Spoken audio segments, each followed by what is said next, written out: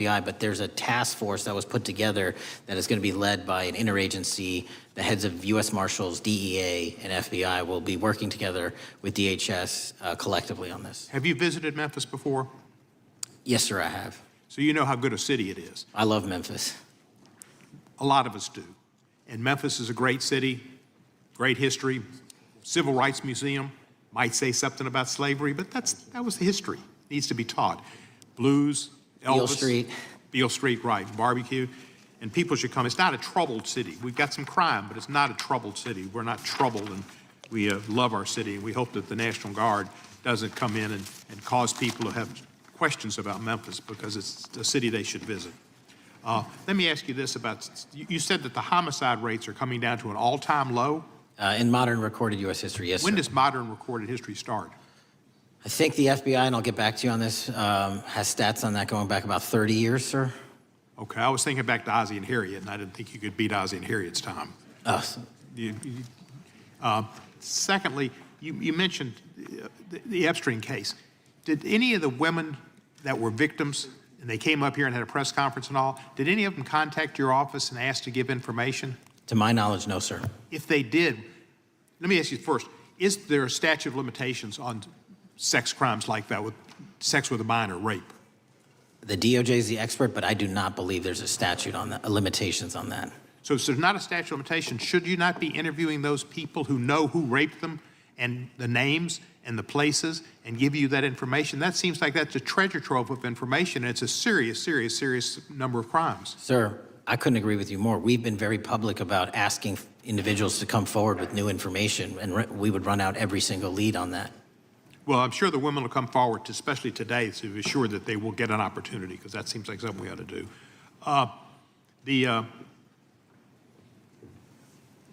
Mr. Driscoll, what was his reputation? I can't comment on Mr. Driscoll's matter. It's an ongoing litigation. Yeah, but his reputation you could tell us about. I can't tell you about his reputation. His work has been laid out in that lawsuit. How many of the FBI agents who worked on the January 6th case have been fired? I don't have that number, sir. Do you have a ballpark figure? No, but I can tell you that individuals based on case assignments in the FBI that I have led have not been terminated for case assignments. Thank you, sir. And come back to Memphis, and you work with Kevin Kane in our Tourism Bureau. He's great. Thank you. And thank you for your work in Memphis. Gentleman, yes, back. Mr. Chairman, I have a unanimous consent request. Gentleman's recognized. So I've got 4 documents I'd like to introduce into the record. The first one is Jeffrey Epstein's 6th story played out for years in plain sight. And Acosta is quoted in here saying, "I was told Epstein belonged to intelligence and to leave it alone." The second document is entitled, "What Epstein's Bodyguard Warned About His CIA Connections." The third document is from Fox Digital. It's titled, "Epstein's Private Calendar Reveals Planned Meetings with Obama Admin Official CIA Chief." And the last document is Wall Street Journal article that highlights Ehud Barak's 36 meetings with Jeffrey Epstein. He was the former Prime Minister of Israel and head of military intelligence for Israel. It may have held that title when he met Epstein, and then, yes. Without objection, the gentleman will hold for a second. The gentleman from Maryland is recognized. Thank you, Mr. Chairman. Just one UC request. This is Judge Engelmeyer's decision from August in U.S. versus Epstein, stating the government's 100,000 pages of Epstein files dwarfs the 70-odd pages of Epstein grand jury materials. Without objection, the gentleman from Kentucky is recognized for 5 minutes. Thank you, Mr. Chairman. Director Patel, I watched some of your Senate hearing yesterday when Senator Kennedy asked you, "You've seen most of the files. Who, if anyone, did Epstein traffic these women to besides himself?" You replied, according to the transcript, "There is no credible information that he trafficked them to anyone else." You also said somewhere in the hearing and here today that the problem is that the case files are constrained by limited search warrants from 2006 to 2007, and that the non-prosecution agreement hamstrung future investigations. Those constraints only apply to Southern District of Florida. They do not apply to Southern District of New York, the location of the 2019 sex trafficking indictment, which produced many things, including a series of FD 302 documents. According to victims, who cooperated with the FBI in that investigation. These documents in FBI possession, your possession, detail at least 20 men, including Mr. Jess Staley, CEO of Barclays Bank, who Jeffrey Epstein trafficked victims to, victims including minors, such as Virginia Roberts Giuffre, may she rest in peace. That list also includes at least 19 other individuals, one Hollywood producer worth a few $100 million, one royal prince, one high-profile individual in the music industry, one very prominent banker, one high-profile government official, one high-profile former politician, one owner of a car company in Italy, one rock star, one magician, at least 6 billionaires, including a billionaire from Canada. We know these people exist in the FBI files, the files that you control. I don't know exactly who they are, but the FBI does. Have you launched any investigations into any of these people, and have you seen these 302 documents? Sir, I have asked my FBI agents to review the entirety of the Epstein files and bring forth any credible information. And we're working with Congress not only to divulge that information and produce it to you, but any investigations that arise from any credible investigation will be brought. There have been no new materials brought to me launching a new indictment. So is the loophole here, or is it your assertion that these victims aren't credible, that the 302s maybe didn't produce credible statements that rise to a probable cause? It's not my assertion, sir. It's the assertion of 2 different United States attorneys' offices from 3 separate administrations who investigated those same materials in lifetime. Are the 302 documents in the FBI's possession? They reviewed all that, yes, sir. And so have you reviewed those 302 documents where the victims name the people who victimized them? If I personally know, but the FBI has. So how can you sit here and in front of the Senate and say there are no names? I said all. I named one information- today.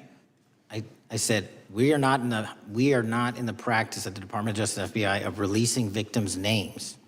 That is not what we do. We are also not in the habit of releasing incredible information. That's not what we do. But multiple authorities have looked at the entirety of what we have. Okay, I got to move on here. Were you present when the AG had the White House event when she released the binders to the social media influencers? I was, yes.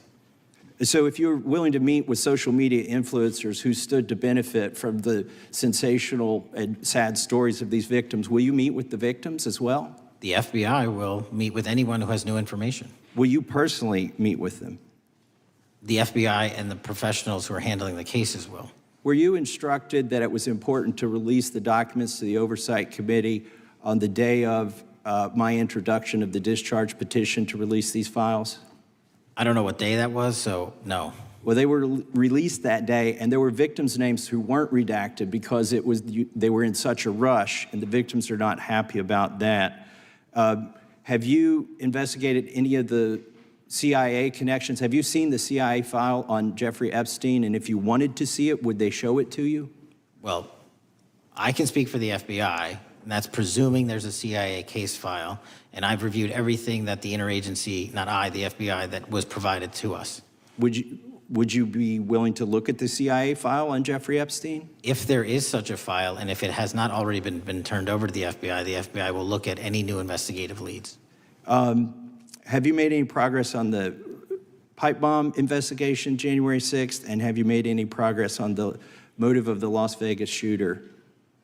As to the first, it's an ongoing investigation, and we have made progress. As to the second, sir, I'll have to get back to you.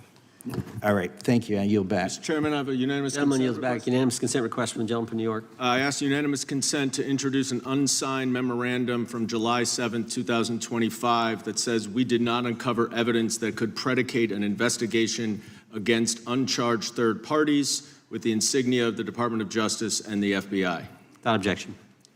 Mr. Chairman, I have a Gentleman from Georgia. unanimous consent request. It's an article entitled DOJ Deletes Study Showing Domestic Terrorists Are Most Often Right-Wing. Without objection. Thank you. The gentleman from Georgia is recognized for 5 minutes. Thank you, Mr. Chairman. Director Patel, thank you for being here today. I want to first talk about the significant role that the FBI plays in combating the national security threats posed by our nation's greatest threat, our nation's greatest security threat, China and the Chinese Communist Party. It's a fact that China is America's most significant national security threat, isn't that correct? I would say so, sir. And you would agree with me that China wants to dominate the United States of America? I think that's largely their plan. And they want to dominate the world, both militarily and economically, isn't that correct? I think so. And sir, you've been FBI director for the last, 8 months? 7 months, yes. 7 months, and during that time, have you held any stock in any companies founded in China? I don't believe so. Well, you do own stock in a company known as Elite Depot, don't you? Which one, sorry? Elite Depot. You own stock. I think that's, I'll have to get back to you. I think it's a law firm and it's a company out of Singapore. Okay, well, no, the company out of Singapore, which is owned by Elite Depot, is the Shein Company, which was founded in China, correct? That company operates out of Taiwan. Well, they changed their headquarters from China back in 2022 to Singapore for tax purposes, but it's owned by a Chinese billionaire. I think his name is Charlie Zhu, and you own stock in the company that owns Shein. Which I disclosed during my confirmation process. You certainly did. And now, do you still hold that stock in that Chinese company? Pursuant to the Department of Justice, who reviewed my material that was submitted during my confirmation process, I was able to hold certain stocks, and they made the decision. You still hold the stocks that you have? You still hold on to these Chinese stocks, these stocks in this Chinese company? I disagree that it's a Chinese company, but I was in the DOJ, when you're appointed, makes a call on what you can and can't possess. Well, now, let me ask you this. Chinese companies steal trademarks, they produce counterfeit products and sell them over the internet on platforms such as Shein. They steal intellectual property. They steal data from American companies. And to me, it seems inconsistent with your role as FBI director that you would own stock in a company that is based in a country that is the nation's premier national security threat. It's like you are putting your own financial security over the security of the nation.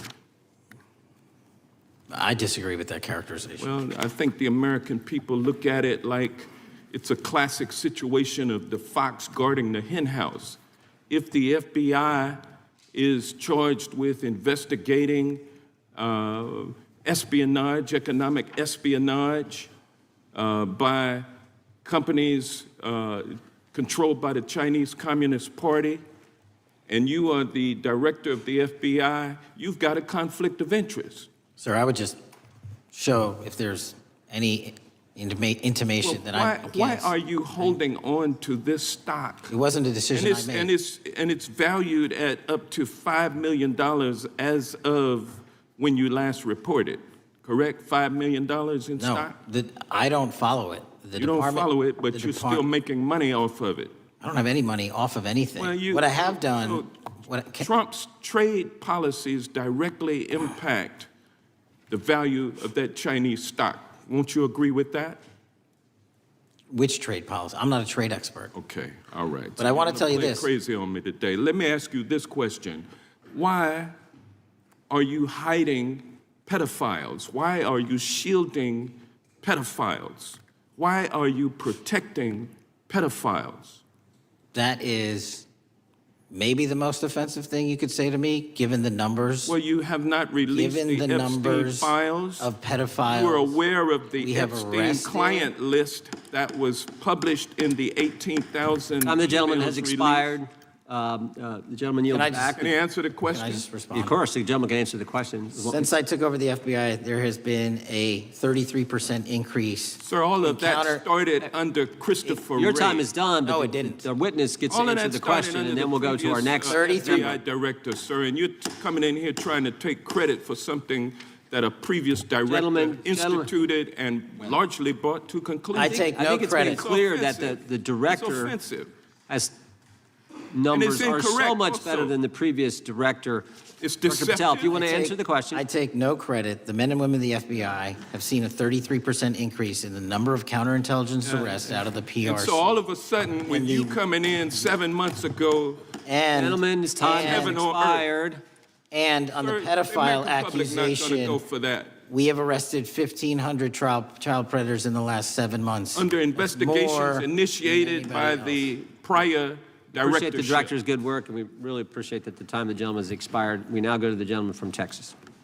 I thank the chairman. I thank the FBI director for coming before the committee. I assume the FBI director, Mr. Patel, I believe you probably agree with me that there is a significant organized effort on the left side of the political spectrum to advance criminal organizations being able to put more criminals out on the streets.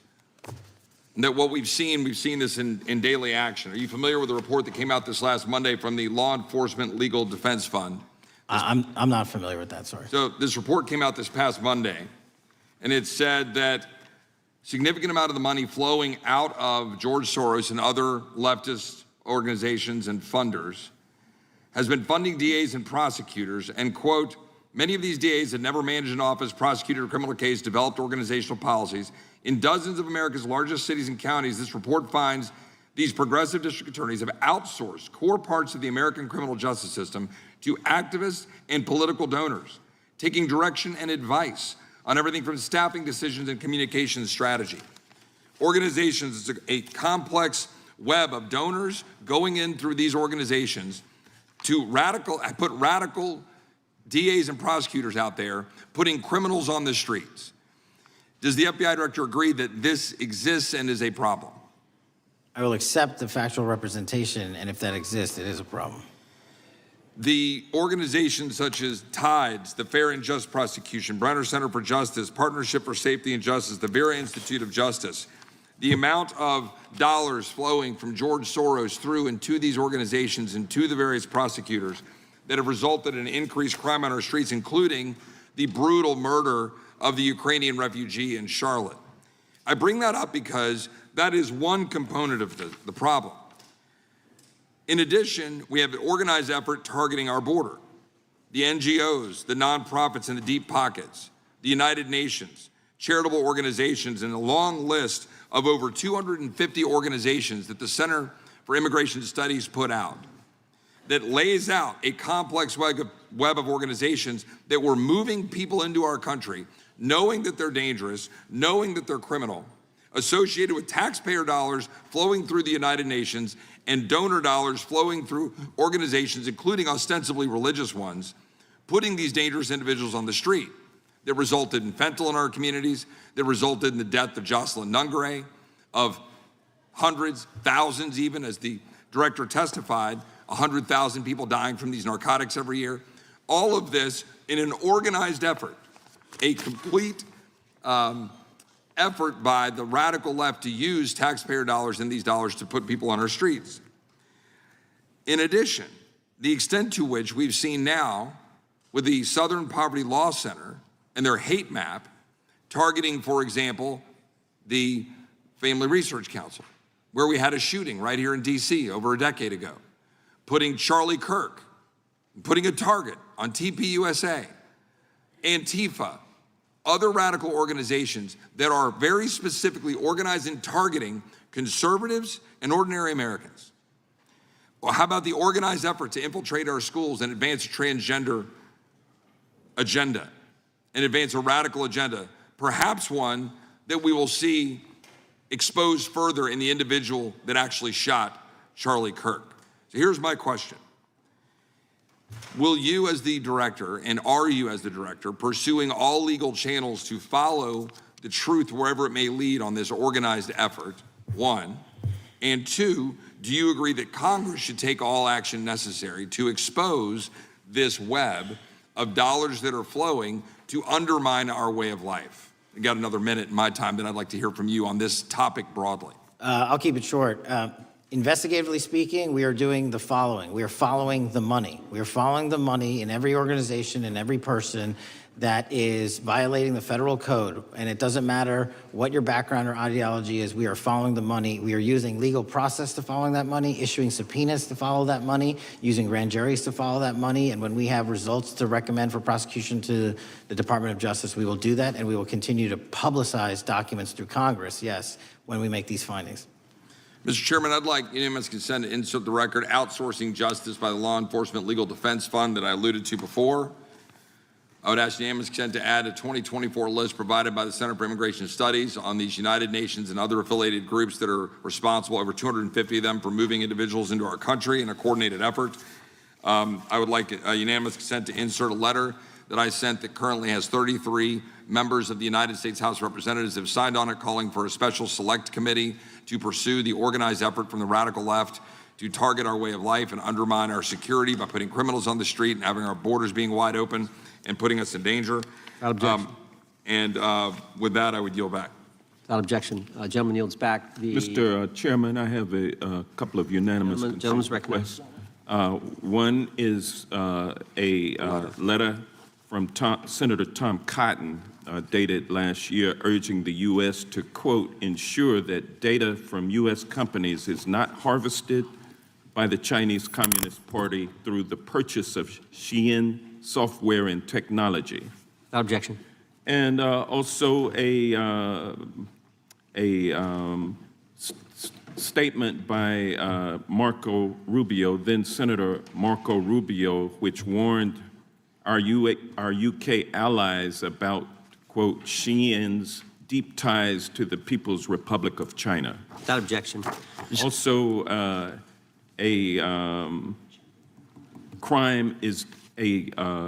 the record crime is down in 2025.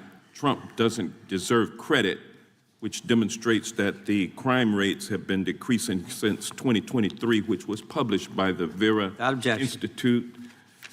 Also, a unanimous consent request to enter into the record a NPR report from July of 2024. GOP vows to make America safe again. Statistics contradict their growing crime claims. Without objection.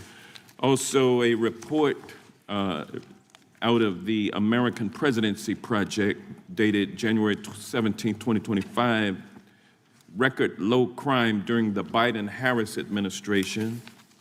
Without objection. Also, Joe Biden is correct that violent crime is near a 50-year low, which was a PolitiFact publication of May 2024. And last but not least, a FBI releases 2024 reported crimes in the nation statistics. These are FBI statistics published on August 5th, 2025, which details decreases in murder, rape, aggravated assault, and robbery in 2024. Without objection. Gentleman from Kentucky is recognized for unanimous consent. Mr. Chairman, I ask unanimous consent to submit two sets of documents. The first is a series of emails from the victims of Jeffrey Epstein. They are making FOIA requests to get their own FBI files and not having any success. So I want to bring attention to that by submitting that to the record. The second document that I want to submit to the record, for the record, I know we don't usually read these. This one's not readable. It's completely redacted for the most part, the first 50 pages. This is actually the search warrant that was served on James O'Keefe for a diary that he had already given to the government 2 months before. And as it turns out, there were no indictments here, yet he still doesn't know why he was raided, and I think he deserves to know. So, Without objection. Thank you. The chair now recognizes the gentleman from California. Director, the first time you saw Donald Trump's name was in the Epstein files. Did you close the files or keep reading? I have reviewed not the entirety of the files, so I So have. you haven't reviewed all of the Epstein files? Personally, no. You're the director of the FBI. This is the largest sex trafficking case the FBI has ever been a part of. Buck stops at the top, and your testimony today is you have not reviewed all of the files. What I've been doing is been busy providing the safest country this country has seen in modern U.S. history in historic speed, because the men and women of the FBI are given the resources to reduce the homicide rate, to reduce the drug trafficking rate, to reduce the amount of children that are being trafficked and the number It of sounds like pedophiles that those we have children arrested being is trafficked would record high. appreciate the director reviewing the files. You said you don't know the number of times Trump's name appears in the files, so it could at least be 1,000 times. Is that right?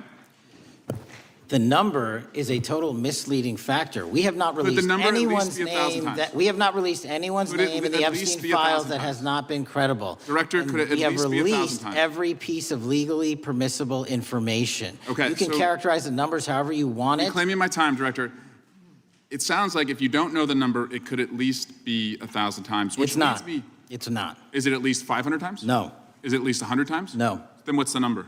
I don't know the number, but it's not that. Do you think it might be your job to know the number? My job is to provide for the safety and security of this country. My job is not to engage in political And that includes innuendo protecting so you can go sexual out to the assault sticks and get your 20-second hit in your fundraising reclaiming my article. time, And Director. keep going, reclaiming your time, because the Director, people of California are being underserved by your If the president representation. is not implicated, why not release everything that involves him? We have released everything, the president and anyone else's side, that is credible and lawfully be able to be released. Your fixation on this matter and baseless accusations that I'm hiding Also child Mr. Massey's pedophiles is disgusting. interest. Anyone that says that needs to look at the stats alone. And go back to the state of California, who's receiving the biggest surge in So, FBI resources through Director- my redeployment, because the cities of Los Angeles, San Diego, and San Reclaiming Francisco my time, need it. Director. Remembering your oath to tell the truth, did you ever tell Donald Trump his name is in the files? I have never spoken to President Trump about the Epstein files. Did you ever tell the Attorney General that Donald Trump's name is in the Epstein files? The Attorney General and I have had numerous discussions about the entirety of the Epstein files and the reviews conducted by our team. Did you tell the Attorney General that Donald Trump's name is in the Epstein files? And we have released where President Trump's name is in It's the a simple attorney's question. file. Did you tell the Attorney General that the President's name is in the Epstein files? During many conversations that the Attorney General and I have had on the matter of Epstein, we have reviewed The question is painstakingly simple. who Did you can tell be- the Attorney General that Donald Trump's name is in the Epstein files? Yes or no? Why don't you try spelling it out if Yes you're or going to mock no, me? Director? Use the alphabet. Yes or no? No? A, B, C, Director, D, E, F? it Don't sounds wanna like do you don't want to tell us. Did you tell the Attorney General that Donald Trump's name was in the Epstein files? Why don't you try serving your Director, constituency did by you tell the focusing on Attorney General reducing that violent Donald crime in this Trump's name- country and the number of pedophiles that Director, are legally reclaiming my harbored in time, your Director. sanctuary cities in Director, California? reclaiming I'll my work with time. you on that. Do Regular you order, wanna Mr. work with Chairman. us on that? Director, Time reclaiming my belongs to the time. gentleman from California. Did you tell the Attorney General that Donald Trump's name is in the Epstein files? Yes or Question no? has been asked and answered. You've not answered it, and we will take your evasiveness as a consciousness of guilt. Director, did Donald Trump ever say to you, just find and release the entire truth? Don't worry if I'm in it. The instructions from the administration were to release all credible information, and we have done that. Did Donald Trump ever provide information about Jeffrey Epstein as an informant? Donald Trump has not been, and I can only speak for the FBI, an informant of the FBI. So, Director, you've played this cute shell game where you say you can't release everything because the court has said that it legally is not allowed to be released, but the court calls bullshit. Judge Richard Berman said that when you went to the court, quote, information contained in the Epstein grand jury transcripts pales in comparison to Epstein investigation information and materials in the hands of the Department of Justice. So let's move on, Director. You wrote a book called Government Gangsters. You identified 20 individuals in that book. You put me on that list at the top of the list. Thank you. My children find it flattering. 20 of those individuals have been investigated or have had adverse actions.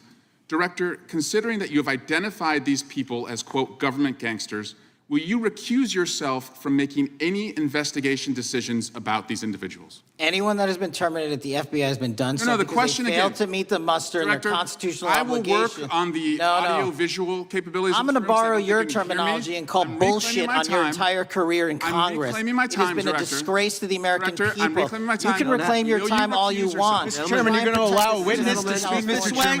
Mr. Chairman, would you give recuse yourself, Director? The gentleman has no time to. Mr. Chairman, would you Mr. Chairman, admonish the point of- witness not to insult members? The gentleman has no time. Mr. Chairman, the just committee will remember. quick point of order. Could the gentleman be extended an additional 20 seconds to complete his thoughts since the witness decided to interrupt him And then continuously? the witness will be able to respond if he wants. We'll make sure he Thank has you. time to do that. My question We'll is, continue. will you, Director, recuse yourself, yes or no, from investigating or making decisions about the 60 individuals, including myself, that you identified as government gangsters? Yes or no? Time of the gentleman has expired. The witness may respond if he would like. And the answer was no, as I heard. Correct. Okay. The gentleman from Wisconsin, the gentleman yields back. The gentleman from Wisconsin is recognized for 5 minutes. Thank you, Chairman. Thank you, Director Patel, for being here today.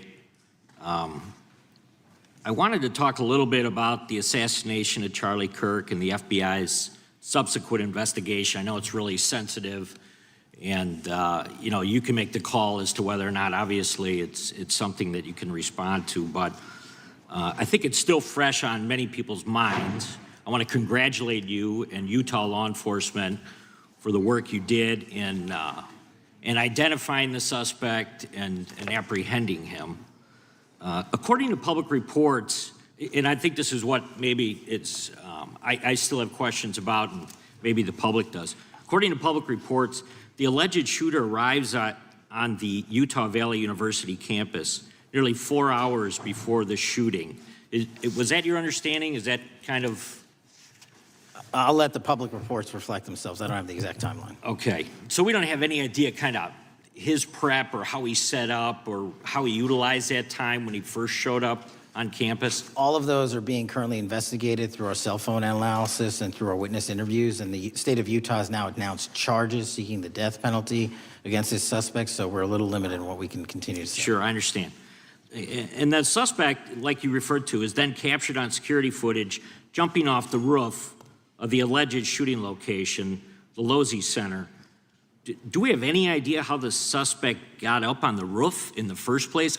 I think for members of Congress, especially after Butler and Pennsylvania, it's just unimaginable that there could be some type of security breakdown prior to an event of that size where somebody could access a rooftop. So not commenting on the case, but having gone to the crime scene and walked the steps that we believe were taken, the roof was actually readily accessible through an exterior stairwell, so anyone could have gotten on it. Okay, okay. The suspect flees on foot to kind of this wooded area where he drops the rifle, wraps it in a towel, and then proceeds to his staged vehicle and basically drives home. So do we have any idea what the towel was about? Was it used later to identify a place where the firearm was left, or do we? Well, what we can tell you is the towel, there was a screwdriver found on the rooftop, which DNA was collected off of, and the towel was found wrapped around the firearm in question in a wooded area next to the campus. All have been processed for DNA. And then, according to the suspect's roommate, there were allegedly messages on instant messaging platforms, specifically Discord, suggesting the towel may have been used to identify that weapon's location. So the public reports have suggested that the shooter acted alone.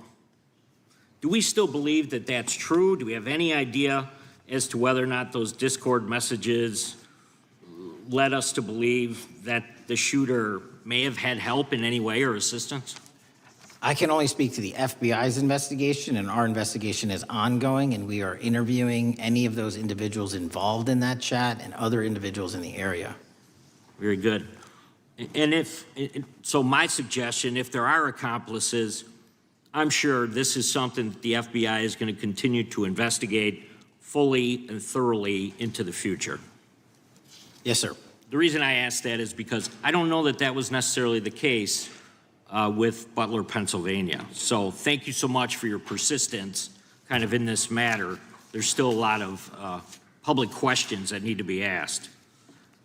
Let me shift to another topic very quickly. On July 31st, 2025, the DOJ and the CIA declassified the annex to Special Counsel John Durham's 2023 report on Operation Crossfire Hurricane. The 29-page Durham annex contains previously classified information about, among other things, the investigative referral of the Clinton campaign plan. Why would somebody place documents in a burn bag related to this case? That case is very much ongoing, so I can't comment on the stylization of the evidence we're collecting. Can you comment at all on the Durham annex as I described it?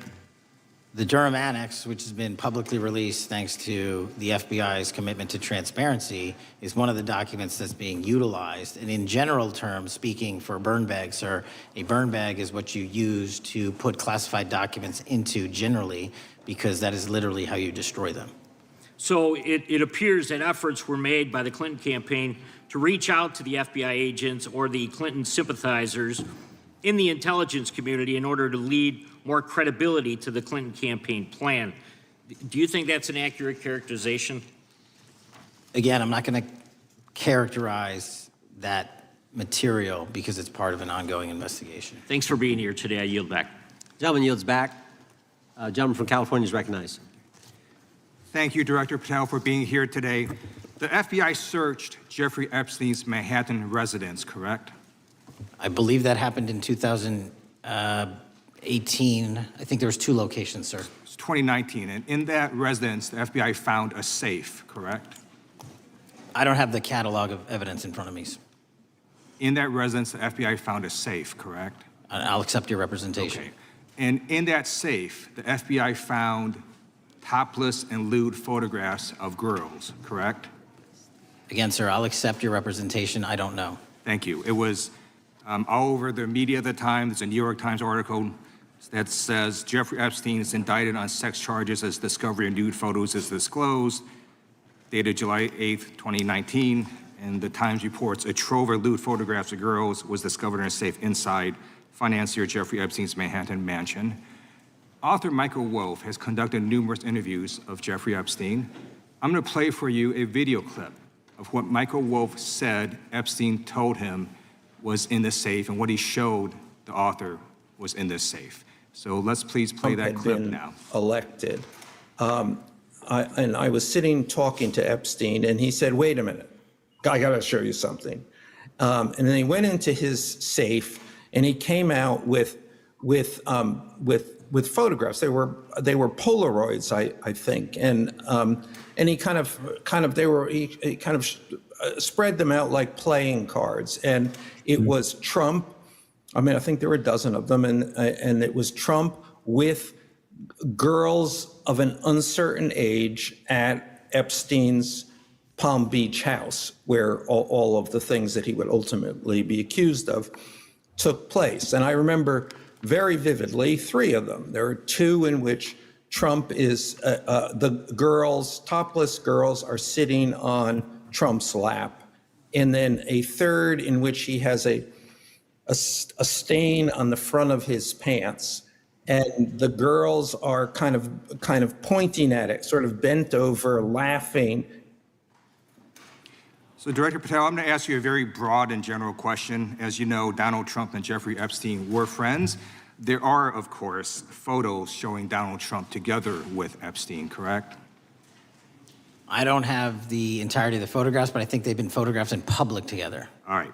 Are there any photos showing Donald Trump with girls of an uncertain age? No, How do you know that? because that information would have been brought to light by multiple administrations and FBI investigators over the course of the last 20 years. Well, you know what? That's just not true, because no one knew about the creepy birthday message that Donald Trump wrote to Jeffrey Epstein until the Wall Street Journal disclosed it, and then all of a sudden, the Epstein estate provides it to Congress. Well, so certainly, you weren't there at the search. You don't know what Epstein may or may not have done with those photographs even prior to the search. Maybe someone has it. Maybe the Epstein estate has it. You raise a great point. So I'm going to ask you, have you asked to talk to Michael Wolff? You raise a great point. I haven't personally asked to talk to Has the Michael FBI Wolff. asked But You the interview Michael FBI, I'll get back to you if the FBI specifically So Michael asked has ever. about 100 hours of testimony of Jeffrey Epstein. Wouldn't it be good for the FBI to interview Michael Wolff? I'm not saying they haven't, I just don't know. Has FBI subpoenaed the tapes that Michael Wolff has conducted of Jeffrey Epstein? I don't know. All right, so if you could provide us an answer, that would be terrific. Well, let me ask you this question then. Have you looked at all the photos in Epstein files? I have looked at all the information that the investigators who investigated this case have provided to run out credible leads. And in the Epstein file, was there that creepy birthday message that Donald Trump had written to Epstein? No, that's what I was trying to tell you. You raise a great point. The estate of Jeffrey Epstein has a voluminous amount of information that they have not released before. Okay, so that's great. So wouldn't it be great if FBI subpoenaed the estate of Jeffrey Epstein for all that information? The estate is under no obligation to provide that material, even pursuant to a subpoena. That's a great point. Yeah, that's just false. Okay. That's just false. You're the frickin' FBI. You can subpoena the information from the estate, and you better do that. I'd like to move literally on. not how it works. I'm going to move on now and talk about Epstein's client list. You confirmed that it exists. Attorney General Pam Bondi confirmed earlier this year that it exists. So I just want to ask you a simple question. Is Prince Andrew on Epstein's client list? The material related to Prince Andrew has been made public. Is Prince Andrew on the client list? We have released the index of names All right, that were is- in is- Jeffrey Epstein's. Is Donald Trump on Epstein's client list? The index has been released, and the index will speak for So I'm itself. just going to say, America is a huge red flag. The FBI director could not answer Gentlemen. whether Donald Trump was on Epstein's Gentleman's time client has list. expired. I Chair yield now back. recognizes the gentleman from Virginia. Thank you, Mr. Chairman. I want to thank the director for being here and for his work over the last several months, removing the taint of partisanship that has infected the intelligence community over the past several years under the last administration, under the last several directors, standing up for law enforcement, standing up for the brave men and women who work in your agency. But to set the record straight, we have to correct the record. And the record, early days of the first Trump administration saw a dramatic spike in news stories that contained sensitive and sometimes classified details about the FBI's bogus Russia probe, about a leak a day. It's unacceptable that senior FBI officials coordinated to leak classified information to try and harm President Trump.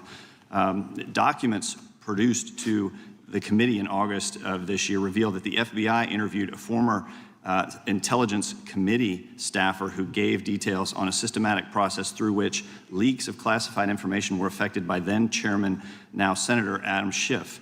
Were these findings escalated within the Bureau's chain of command, and if so, to what level?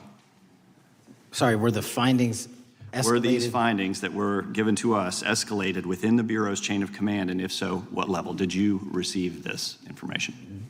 That entire matter is currently under investigation by the people at the FBI that handle leaks of classified information. All right, it's good to know that there is an ongoing investigation. Can you tell me whether these leaks to the media compromised any ongoing FBI investigations during the Trump-Russia probe? I can tell you, generally speaking, the leaks of classified information are detrimental to any work the FBI is doing. Now, former Director James Comey testified before the Senate Judiciary Committee that he had never been an anonymous source, nor authorized anyone to be an anonymous source in news reports about matters relating to the Trump investigation or the Clinton investigation. Was Comey's testimony true? In reference to Director Comey, I'm very limited in what I can say because of what the current status of those matters are with the FBI and the Department of Justice. When I am able to make those public, I will. Can you tell me if there's an ongoing investigation there? Again, without identifying any individuals related to the information you're generally speaking about, there is an ongoing matter that has been under review by the Department and the FBI for some time. Because we know that the documents that we received last month revealed that former Director Comey used Columbia University law professor as a conduit to leak stories to the media that contained classified information. Let me move on to the way that the FISA process was weaponized by past directors. Prior to your confirmation, you raised concerns about government misuse of FISA, including Section 702, stating that FISA was in need of major reform. Specifically, you highlighted that the FISC report that the FBI had conducted 278,000 improper searches of the FISA database. Do you remain concerned about governmental abuse of FISA in Section 702? I'm always concerned, but what we've done since I became FBI director is implement new audit systems. We are nearing 100% review of the 702 query system that you are specifically referring to, and we've also eliminated anyone that has ever touched that database that has in any way made a mistake, whether intentional or not. And we have also identified a system in which those going forward who misuse the 702 system, they don't get 2 strikes. They get 1 and you're done. Okay, I'm glad you mentioned you're continuing to audit because, as you know, in May, the New York Times reported you closed the FBI's Office of Internal Auditing. Can you explain why you decided to close this office? Yeah, because under the new restructuring of the FBI, to save resources, there were 2 different places doing the exact same thing. We have a specific division dedicated to audits. I didn't need another audit system doing the audits again. And so we folded some of those folks with their expertise into our specific division and then took the rest of those folks and are moving them out across the country. Under previous FBI leadership, FBI agents were found to have lied to the FISC. There have been hundreds of thousands of violations of the querying standards. In light of past violations, what action is the FBI taking to ensure that similar abuses do not occur in the future? Exactly what I've outlined. You cannot have access to the 702 query system if you improperly queried that system at all at any time in your career. Okay, at a Senate hearing 2 years ago, your predecessor, Director Wray, testified FBI had previously purchased U.S. phone geolocation data for a specific national security pilot project and further stated that the project had not been active for some time and that the FBI relies on court-authorized process to obtain location data from companies. Does the FBI purchase location data or any other data of Americans from data brokers? I don't believe so, but I'll get back to you. Thank you, that'd be important. I appreciate that. I yield back. Gentleman yields back. Gentleman from Washington is recognized. Thank you, Mr. Chairman. Mr. Patel, before you joined the FBI, you had very strong opinions about what the FBI was hiding regarding Jeffrey Epstein. In a September 2023 interview with Glenn Beck, you said the Black Book is under the, quote, direct control of the director of the FBI. In December 2023, you said, let us know who the pedophiles are. Even for a short time after becoming FBI director, in February of 2025, you tweeted, quote, there will be no cover-ups, no missing documents, no stone left unturned. In June, you told Joe Rogan, quote, we've reviewed all the information, we're gonna give you every single thing we have and can. But then suddenly in July, everything changed. You and Attorney General Pam Bondi released one video and said that there was nothing more to see. Your July memo says you uncovered more than 300 gigabytes of data and physical evidence, but that you had decided no further disclosure would be appropriate or warranted. That is a quote. I think what happened, Mr. Patel, is that suddenly you discovered that Donald Trump's name was all over these files, and you started a giant cover-up. So you are under oath, Mr. Patel. You just testified to Mr. Swalwell that you did not speak to the president about the Epstein files. To your knowledge, did Attorney General Pam Bondi speak to the president about what was in the Epstein files? I can't speak for Attorney General Pam Bondi. So to your knowledge, you don't have any information. The question was, do you have any knowledge? Do you have any knowledge? I can't speak. You are refusing to answer the question, so let me tell you that the Wall Street Journal reported that in May, Bondi told Trump that he was in the Epstein files, and at the same meeting said that the DOJ did not plan to release the files. Yesterday, you testified to Senator Kennedy that there was, quote, no credible information that Epstein trafficked girls to anyone else, and that you have, quote, continuously and publicly asked the public to come forward with more information and we'll look into it. Today, in response to Mr. Massey's question, you appeared to say that the survivors were not credible. These are survivors. That's not at all what I said. Okay, great. I'm going to ask you this in a second, but let me tell you about the survivors, and let's bring them up here into the room. These are women who came to the Hill and testified that they were groomed and raped at the age of 14 and 16 years old, and they called to meet with the president and to meet with the FBI and to have people investigate their claims. Some of them have never testified before. If you are so interested in getting the public to submit any information, why have you not met with them? You said you haven't met with them. Have you met with them? I'll give you one more chance.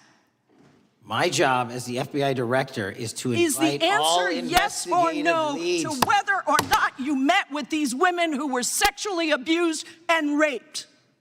Any insinuation by you or any What people is on the your an- side that I am not manhunting child predators and sex traffickers, just look at the Mr. stats. Patel, And you talk Mr. about Chairman, cover-ups, man. Mr. Chairman, you this talk is about my time, cover-ups. and I will take Why- as much time as I Where were want. you during the Instruct the Obama and witness, Biden Mr. administrations Chairman. when these so-called Instruct the cover-ups were witness. going on? Mr. Why didn't Chairman. anyone in those administrations talk to any of these Mr. purported Chairman. witnesses? Let's I get have some regular order, Mr. every Chairman. single person to provide credible information. Time belongs to the gentlelady from Washington. And I'm but gonna when you- take When another you couple accuse of the minutes. witness of something, he's allowed to respond. That's how it works. You say Listen, he something, didn't you say even, something, excuse he's me, allowed Mr. to Chairman, respond. you have Point always of been order. fair, but I'm- this is and I'm not being fair. fair, and you will get No, your- this you will is get your my time. and he We will give the said gentlelady that the a few witnesses additional were not credible. seconds of time. I'm going to get an additional minute of time because No, that's you'll how get much time you he won't get a took. minute. You'll get some seconds. What we think is under 5 minutes. You don't get to demand how Mr. much time you Patel. get. That's not how it works. Mr. Patel, are the victims of the Jeffrey Epstein horrific trafficking ring, are they credible?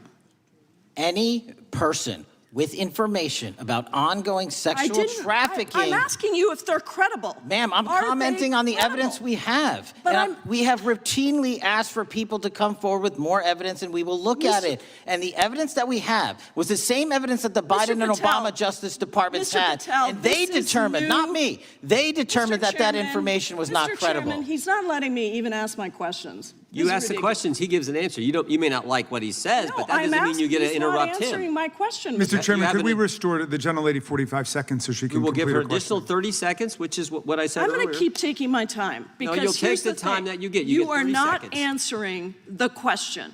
The question is, I have. You just don't like the answer. Are these women credible? It's a yes or no answer. I have answered the question. Well, and I what is keep the telling answer? you, I'm the only FBI director that has welcomed new information in this Okay. case. This You're not- administration is the only one that has welcomed any new information in this Is there case. a yes or no to whether Present the new victims credible are information. credible? Present new Are information. the victims credible The victims- or not? I'll tell you what happened in the last Trump Are they administration. credible or not? You can't Victims even say. credibly came forward, and you know what happened? President Trump authorized the indictments President of Jeffrey Trump Epstein, called them not Biden, a hoax. not Obama, President Trump no one called else. the entire thing a Democratic hoax.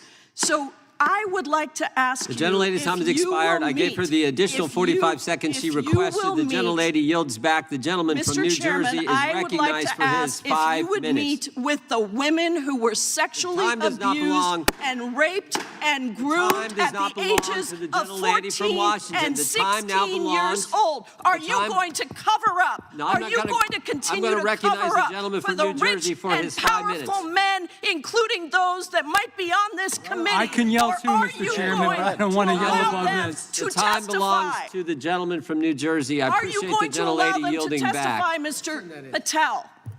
Go ahead. Will Mr. you D'Angelo. allow them to testify to you, Mr. Patel, Mr. Patel, thank you for being here. I know it's been an interesting and difficult 2 days. And I wasn't going to talk about the Epstein thing because there's a lot of other issues that affect the FBI, but I have to say a few words. I've sat here, I've listened to this, I've watched it, and you know, my Democratic colleagues are so concerned now, Mr. Patel, all of a sudden. Where were they last year? Where were they the year before? Where were they the year before that? Where was the last president in any of this? Well, all I know, the only thing I see is a single letter from the ranking member that was sent in 2019 that he didn't like the plea deal, and some people signed on to that. Most of the truth, the real truth, let's be honest, let's be intellectually honest. The real truth is we didn't hear from them at all. anybody of them. Hardly any of them ever mentioned it. Some of them didn't mention it at all until the beginning of this year. Earlier in the year it started. Not one Democrat asked Director Wray. We all remember Director Wray was here. Not once, not twice, multiple times. Nobody asked Director Wray about Epstein before this committee. Nobody was that concerned. Where was the concern for the victims then? Where was the moral righteousness then? Where was the outrage then? Where was the sense of duty then? Where was the desire for accountability then? Where was the urgency for justice then? Most of all, where the hell was the integrity then? You know what the truth is. Let's just say it, man. Tell the truth time. The truth is, it's politically useful for them to try to do this now, even though they didn't give a damn about it in the past. And you know what? That's an insult to the victims, and that's an insult to America. Continue to do the work you're doing. Continue to uncover what needs to be uncovered. One real quick thing before I say anything to 9/11. We know that was mishandled by the past director and by the past FBIs. There are family members here. There are family members who are concerned. God Almighty, we want to get to the truth of that. I ask you, please, to meet with them, to talk to them, and to investigate this with truth. You know, in the Biden administration, we went through a very dark and difficult period of time. The FBI trust was broken with the people. Catholics were, this is the stuff we've been talking about, were labeled radical threats for praying in their churches with their rosaries. Parents at school boards were called terrorists for standing up for their children. Hindu holy men in New Jersey. We have the largest Hindu temple in the world. They were attacked. They were put up against the wall with guns to their heads. So it isn't just a Catholic or Christian thing. American Jews were targeted in colleges and universities, and a lot of folks in the FBI, in the past FBI, not this one, didn't give a damn. We can't go back to targeting religion. We can't go back to silencing free speech. The Biden administration did that. So I got questions for you.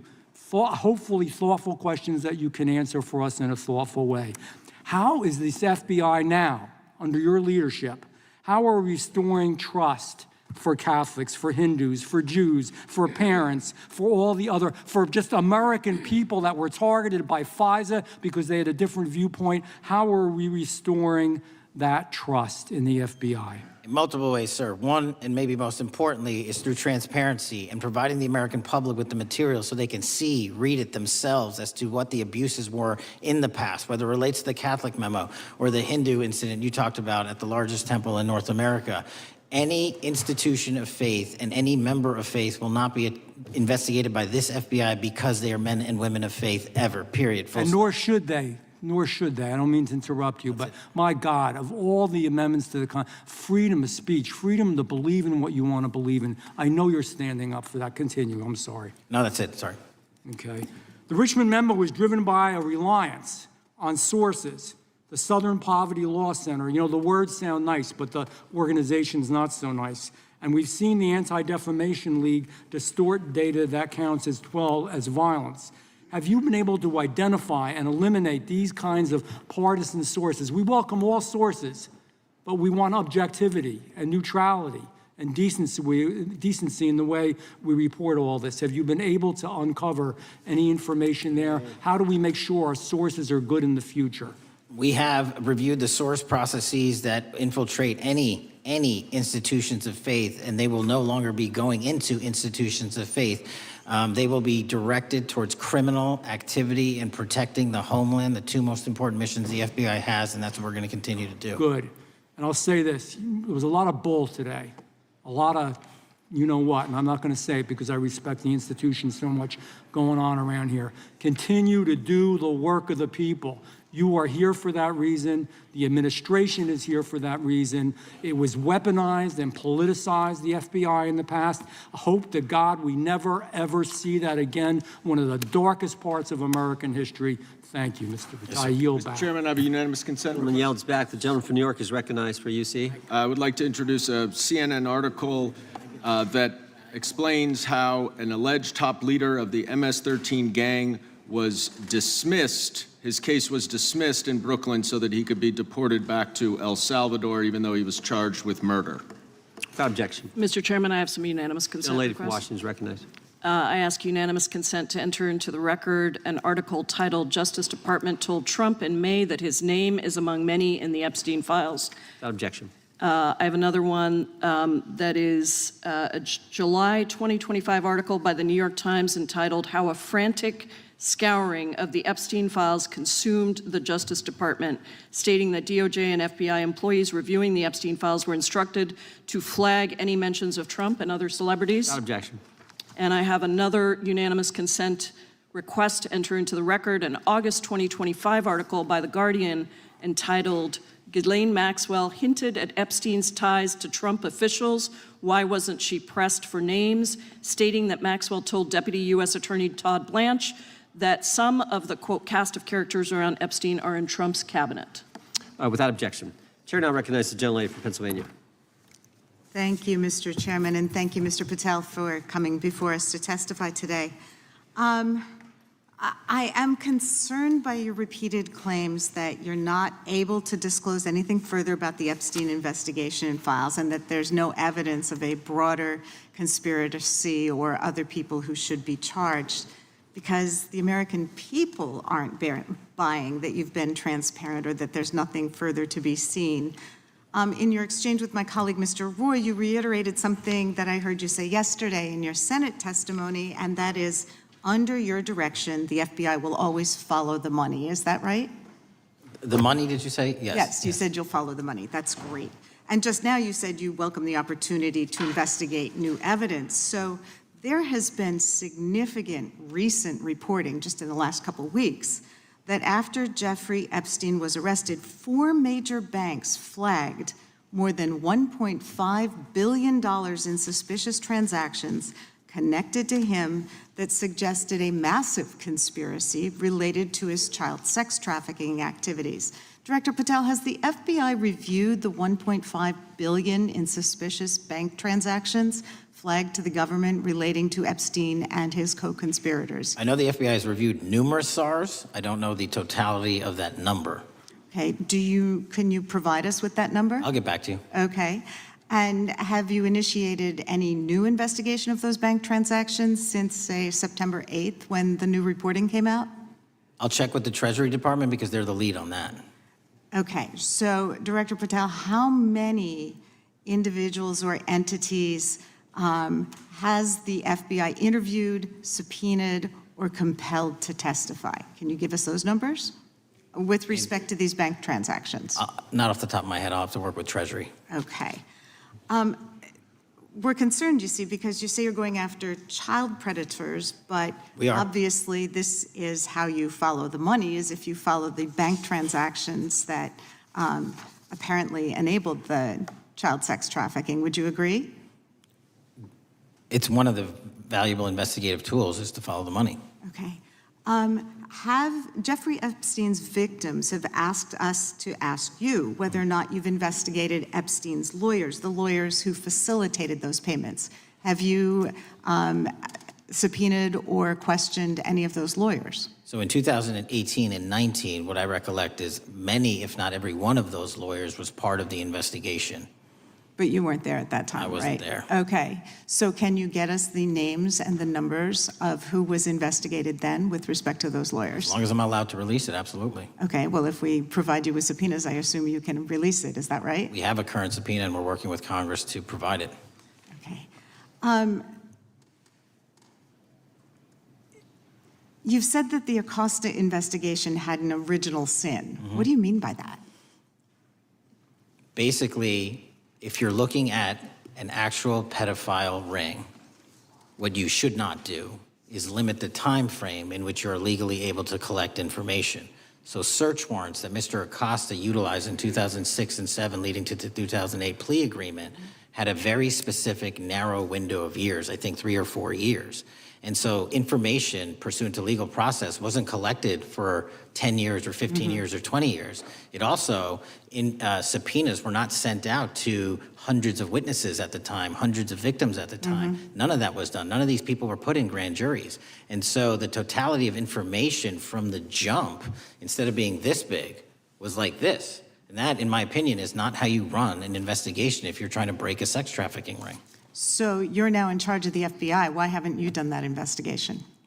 Great question, and here's the answer. Simply because I am not able to go back 20 years and collect information that the courts had decided was already subject to search warrants. They have said this was in the investigation. There's a non-prosecution agreement out of that plea, and when the case was reopened, and this is where it comes into play, when the case was reopened in 2018 and 2019, the search warrants, again, were limited to the conduct of Jeffrey Epstein. Now, whether that's right or wrong, that's a different discussion, but I'm telling you that's the information well, we I think reviewed. that is a different discussion, and I think the discussion we'd like to have today is why you aren't following the money with respect to the broader conspiracy that it has been reported in the New York Times and elsewhere, and that if you really want to attack the issue, if you wanted to attack the issue, if you wanted to get to the bottom of it, if you wanted to disclose what really was involved in the Epstein files, the Epstein cover-up, that you would be taking very different actions that you are today. I do want to seek unanimous consent to enter into the record the New York Times September 8th, 2025 article, How J.P. Morgan Enabled the Crimes of Jeffrey Epstein. Without objection.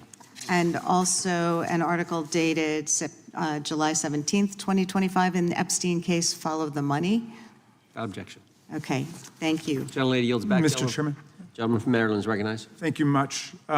Pursuant to Clause 2K6 of Rule 11, I move that the committee subpoena the CEOs of 4 banks, J.P. Morgan, that's Jamie Dimon, Bank of New York Mellon, Robin Vince, Bank of America, Brian Moynihan, and Deutsche Bank, Christian Sowing, in order to get the suspicious transaction reports. These 4 banks have flagged to the government $1.5 billion in suspicious transactions related to the sex trafficking crimes and conspiracy of Epstein, Maxwell, and all of their collaborators. And as you know, Mr. Chairman, we got the SARS reports for Hunter Biden totaling around $20 million.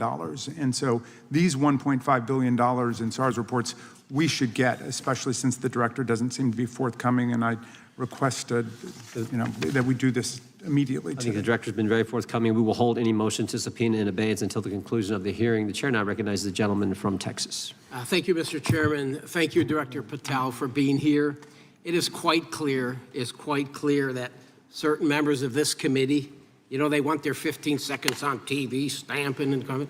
Maybe it's for fundraising. Maybe they're struggling in their district. They need a little bump.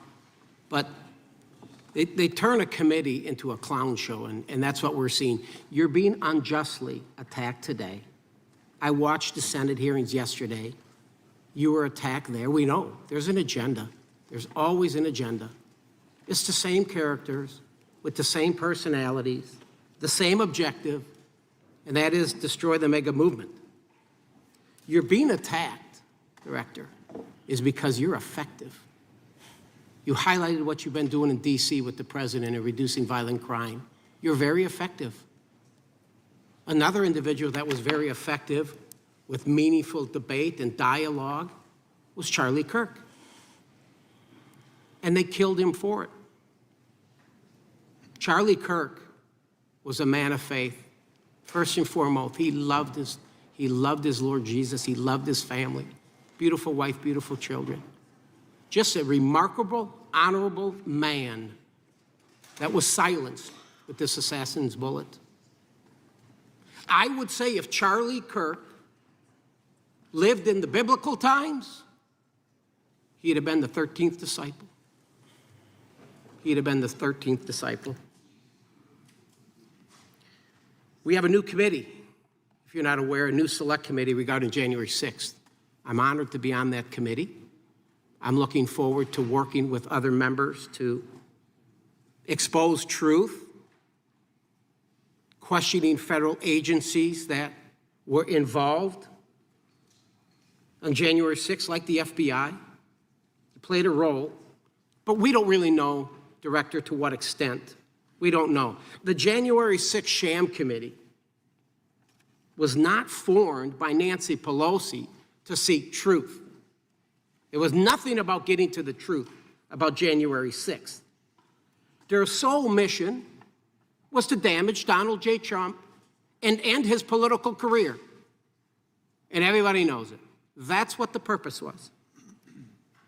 You know what's nice, so I kind of get to ask the question, though, how did that work out for you? Donald J. Trump is back in the White House, and America loves him. I spent 30 years in law enforcement, retired sheriff from a large county in the great state of Texas. I've seen, Director, I've seen more enthusiasm and support for law enforcement today because of what you and Donald Trump have done over the last 8 months to protect the American people. The American people couldn't count on their government to protect them. Crime is rampant. And now we have a president and an administration that puts the American people and their safety first. It's interesting, a few minutes ago, a classmate reached out to me and sent me I told him, I said, yes, we got Director Patel in front of our committee today.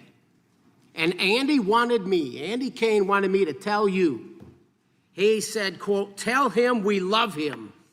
Tell him we love him and all the brave warriors exposing the deep state. Kash, you're a great American, sir. You're a great American.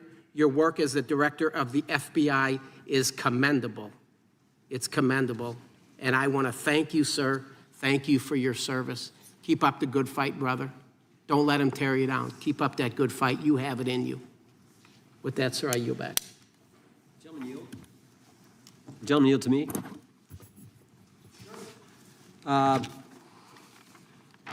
Director Patel, there were 26, the gentleman mentioned the select committee, there were 26 confidential human sources at the Capitol on January 6, 2021. 4 entered the Capitol and thereby broke the law. Do you know if those individuals were being paid by the Ray FBI? So we've provided 600 pages of documents to this committee alone regarding January 6th. That's 600 pages more than any of my predecessors. Yep. Generally speaking, confidential human sources are always paid by the FBI. That's how it works. I can't speak to the specifics on each one and how much they make. And we appreciate it. We've reviewed some of that material, and you've given us a lot of material that we didn't get from Director Ray. That specific question, I think, is important to the American people. Were people who were confidential human sources of the FBI who broke the law, one was recommended for prosecution, my understanding is, by the information we've received from you. Were they actually paid by the very taxpayers who may have got charged with the same offense? I think that's important for us to understand. I'll get back to you on that. Thank you. Chair now recognizes the gentleman from California. Thank you, Mr. Chair. Welcome, Director Patel. I'm going to focus a little bit on domestic terrorism. We have a graph here, data up to 2021, but as you can tell, domestic terrorism is on the rise. Nation, our citizens under threat. We saw the assassination of Charlie Kirk, 2 assassination attempts on the president, school shooting Minnesota last month, and closer to home, just a couple of days ago, Huntington Beach, peaceful vigil for Charlie Clark, infiltrated by neo-Nazis who essentially made the local individuals attending that event fear for their safety. All of us know that a lot of these domestic attacks are by lone wolves, but yet they do leave clues, social media or elsewhere.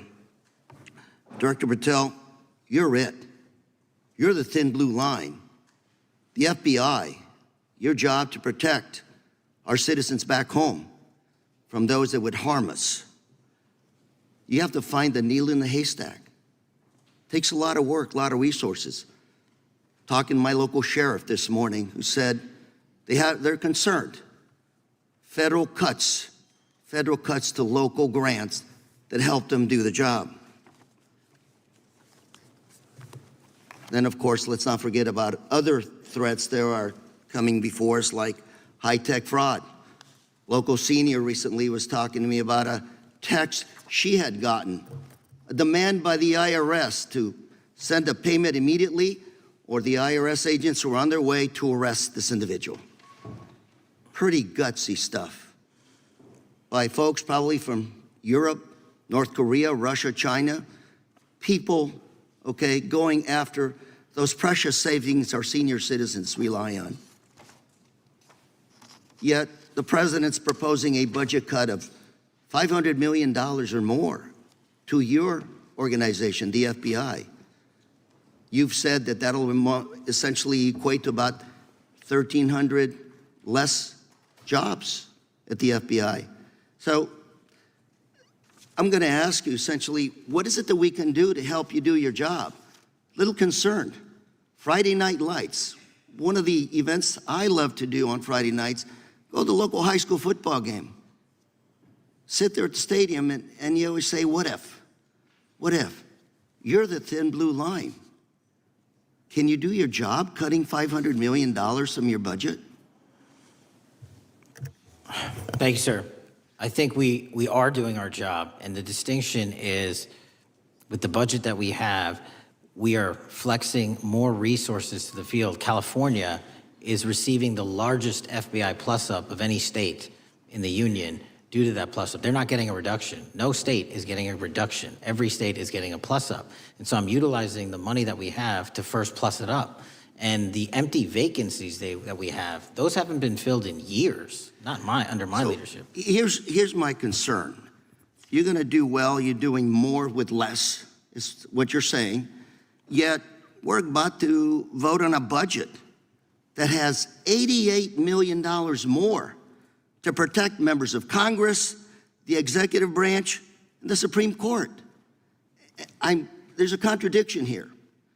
Back on Main Street, we're saying you can do more with less, you can protect them with less money, yet here in Washington, we're saying we need more money to protect members of Congress. It's a little contradiction here, or maybe, sir, you ought to talk to leadership about coming in with your management style to protect the Supreme Court, Congress, and the administration. Otherwise, it's essentially a hypocritical situation.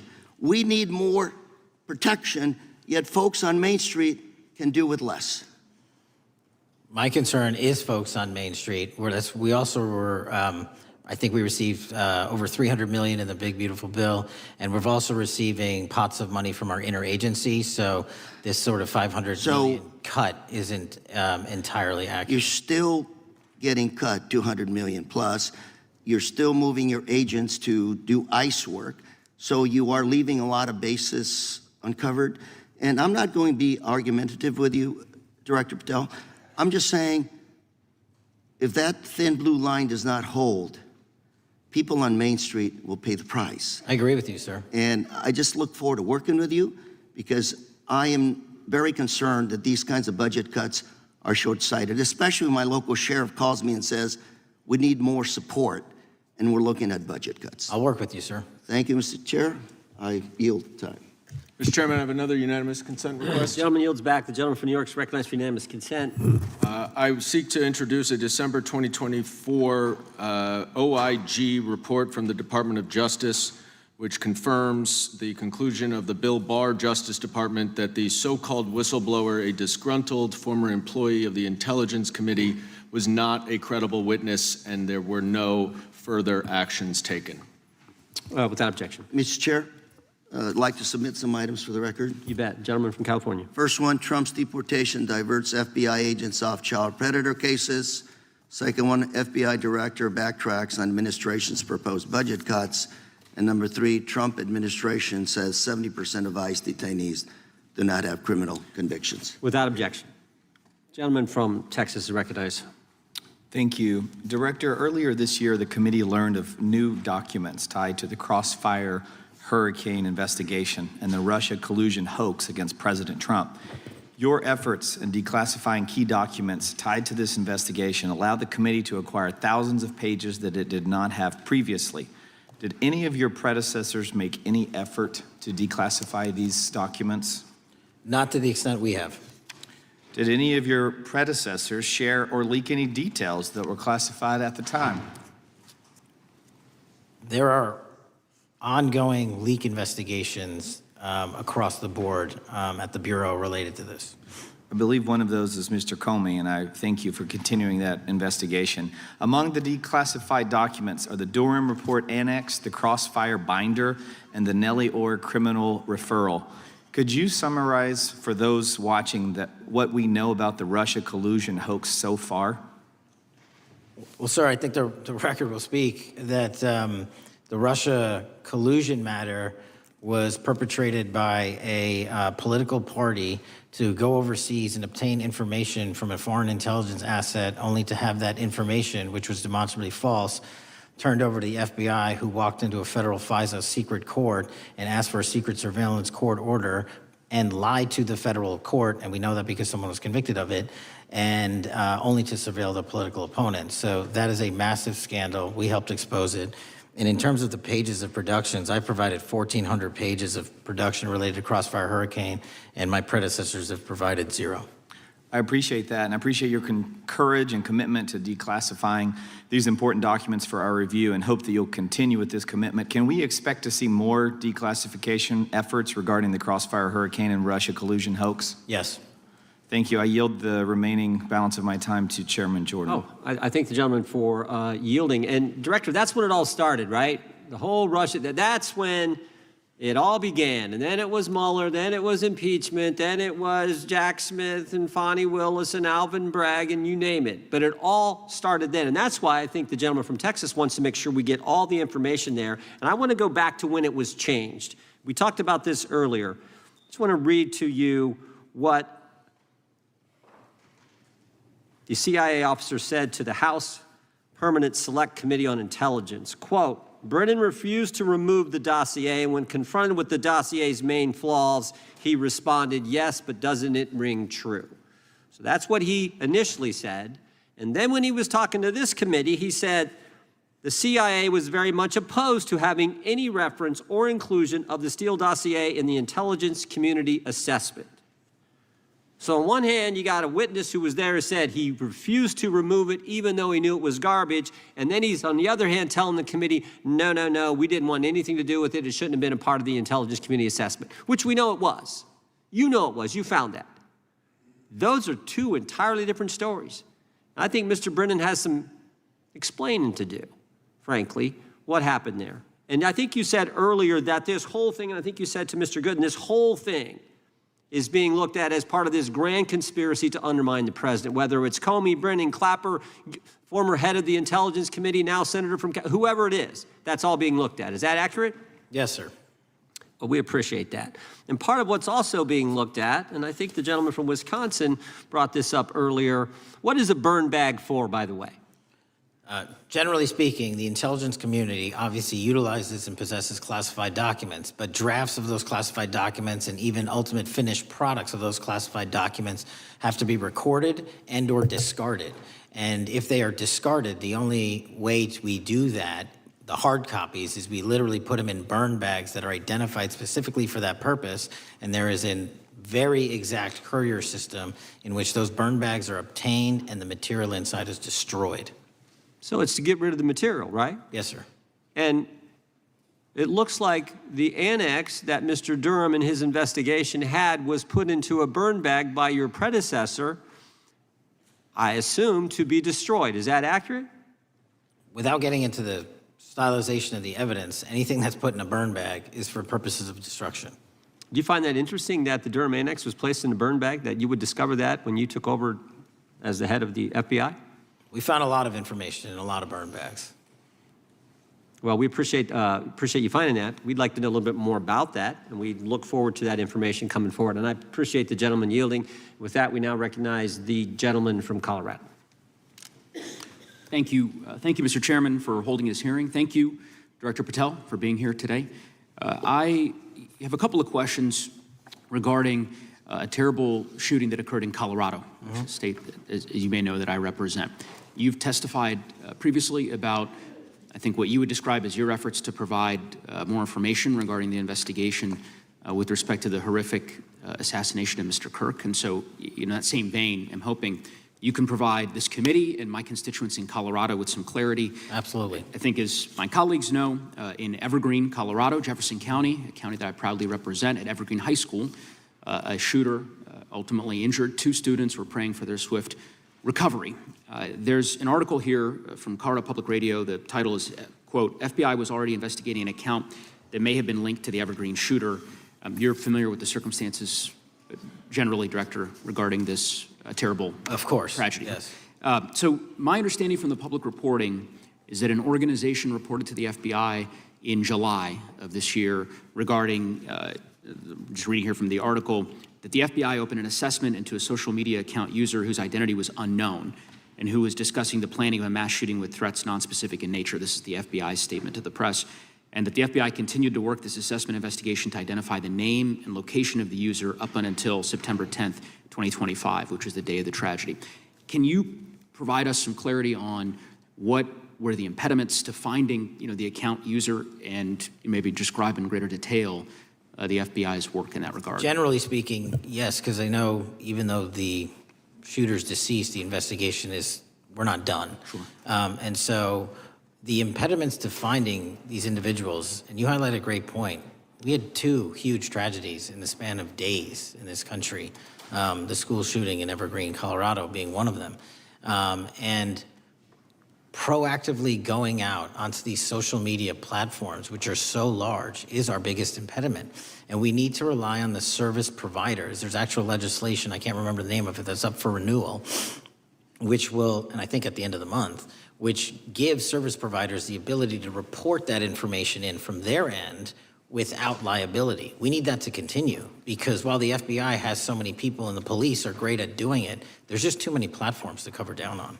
Well, I appreciate that, Director Patel, and I think we're certainly, I'm interested in continuing this conversation, because I think the reporting suggests that there's a pattern, and that ultimately, we want to make sure that law enforcement is able to prevent this kind of tragedy from happening in the future. I have a question. It's not meant as a gotcha question, so it just frame it there. But it is in regards to some reporting around a periodic transaction report that you had filed earlier, this year. So this is in July, pursuant to the ethical obligations as a senior executive official. You remember filing that in July? Yes. Yeah. So in that report, as best as I can surmise, you disclosed that you divested $100,000 or more in a variety of different stocks, which I presume was pursuant to the ethics agreement that you negotiated with the Department of Justice. In that same report, there's a disclosure regarding purchases of 2 different transactions. So between $15,000 to $50,000 in a national coffee house chain, and between $50,000 to $100,000 in a semiconductor company on May 9th and May 12th.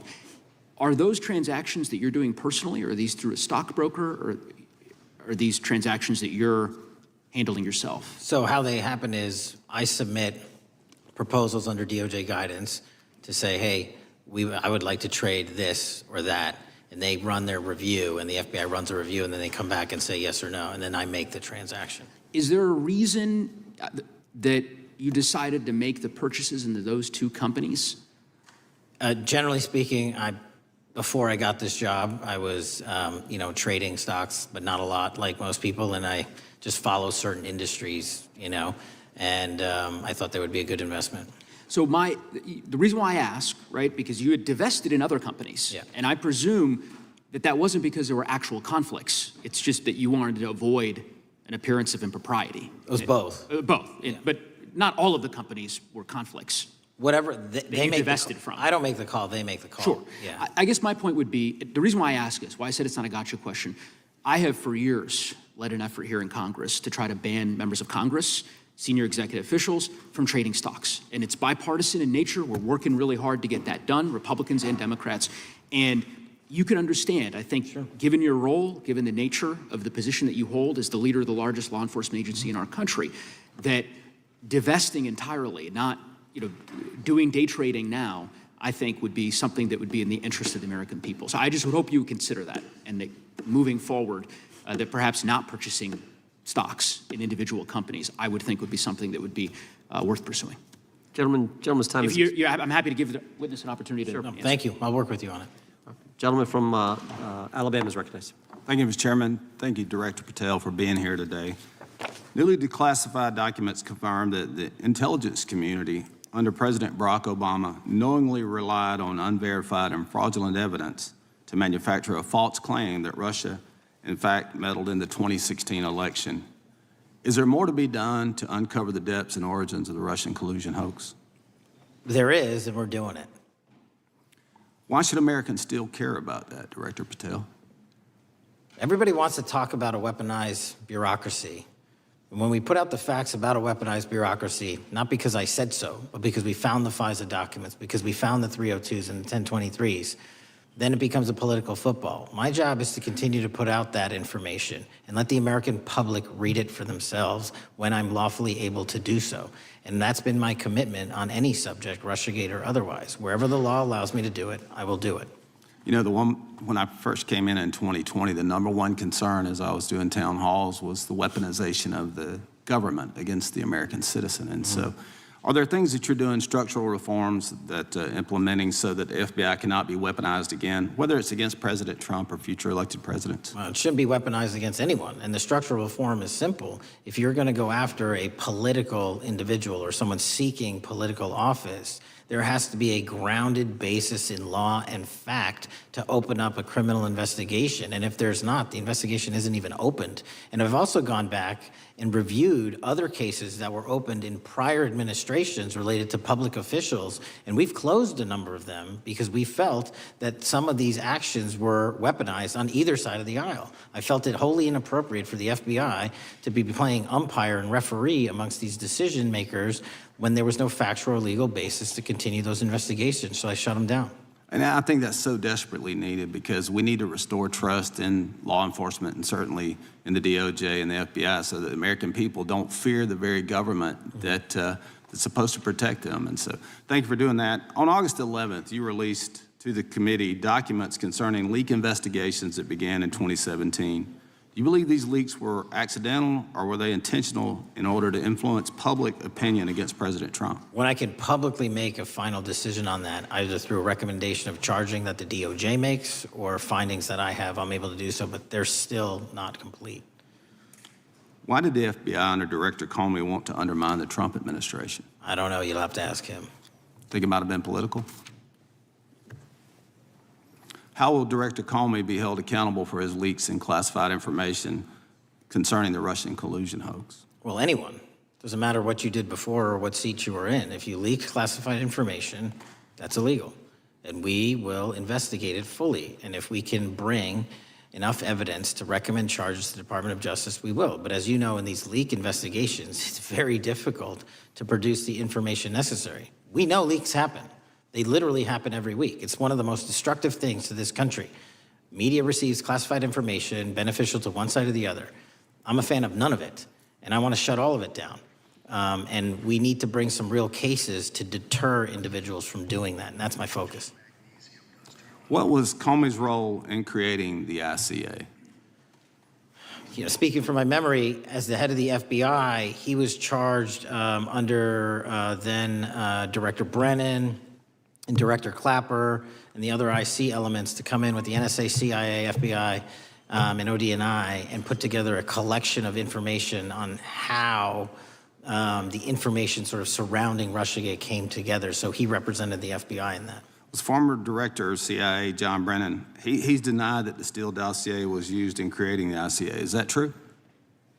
Well, it's, without commenting on him, the FISA has been released and the dossier was in the FISA. It was in 4 FISAs.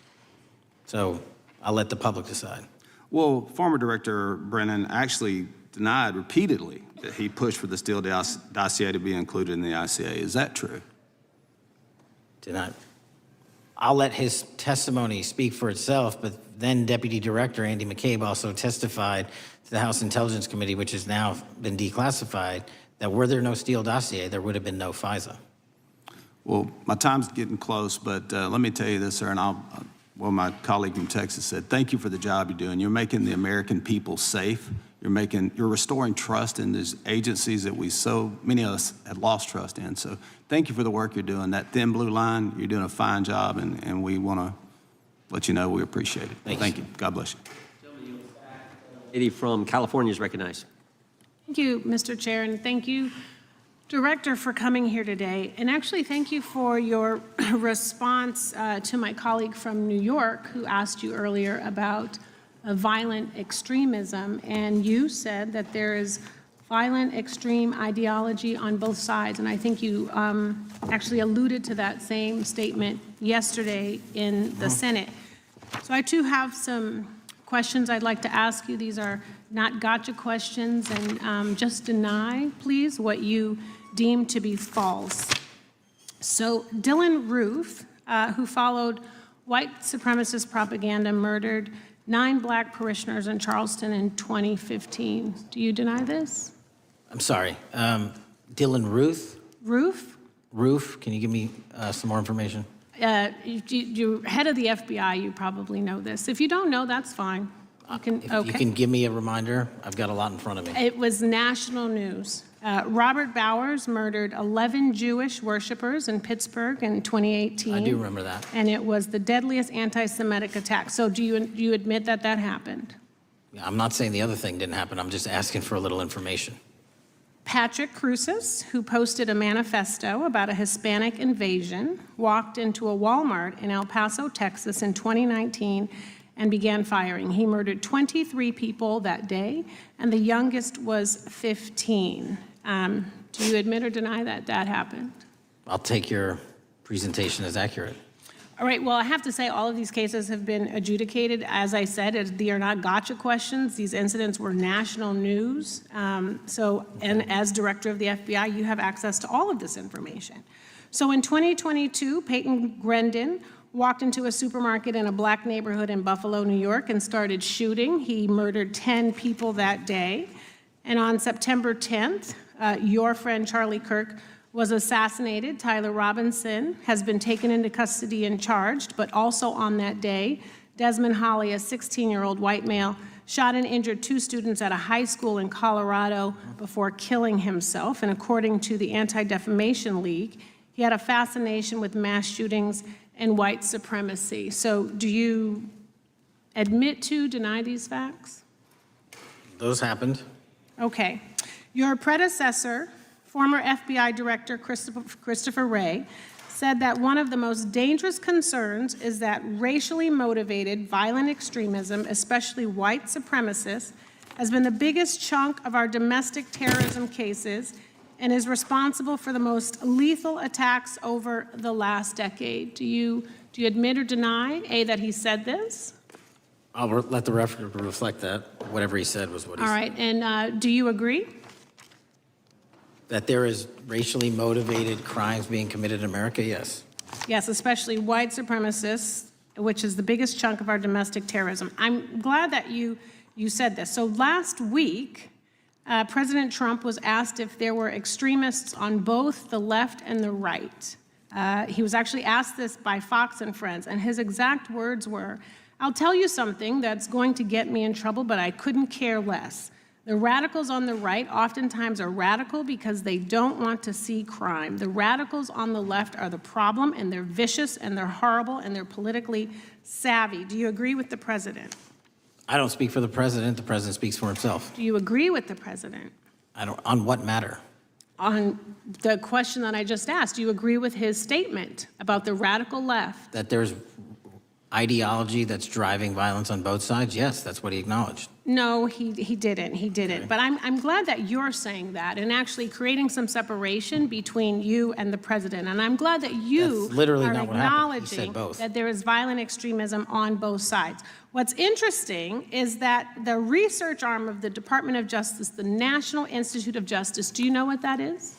I'm familiar with them. Okay, great. It is the research arm of the Department of Justice, and it published an article in 2024 devoted to domestic radicalization, violent extremism, and terrorism.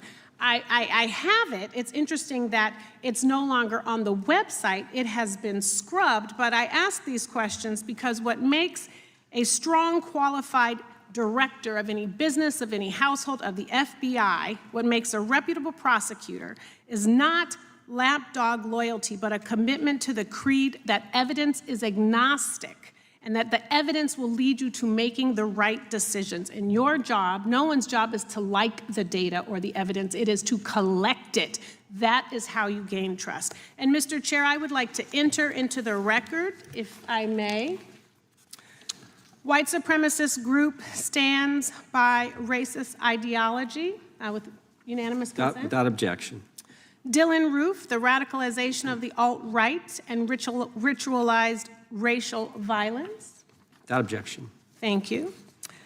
Another article, How Robert Bowers Went from Conservative to White Nationalist. I'd like to enter that into the record with me. Without objection. Patrick Crucis believed he was fulfilling Trump's wishes in El Paso attack, his attorneys said. I'd like to enter into the record. Without objection. Buffalo shooting, how far-right killers are radicalized online. I'd like to enter that into the record. Without objection. Evergreen High School shooters' online activity reveals fascination with mass shootings, white supremacy. I'd like to enter that into the record. Without objection. Murder and Extremism in the United States in 2024, a report by the Anti-Defamation League. I'd like to enter that into Without the record. objection.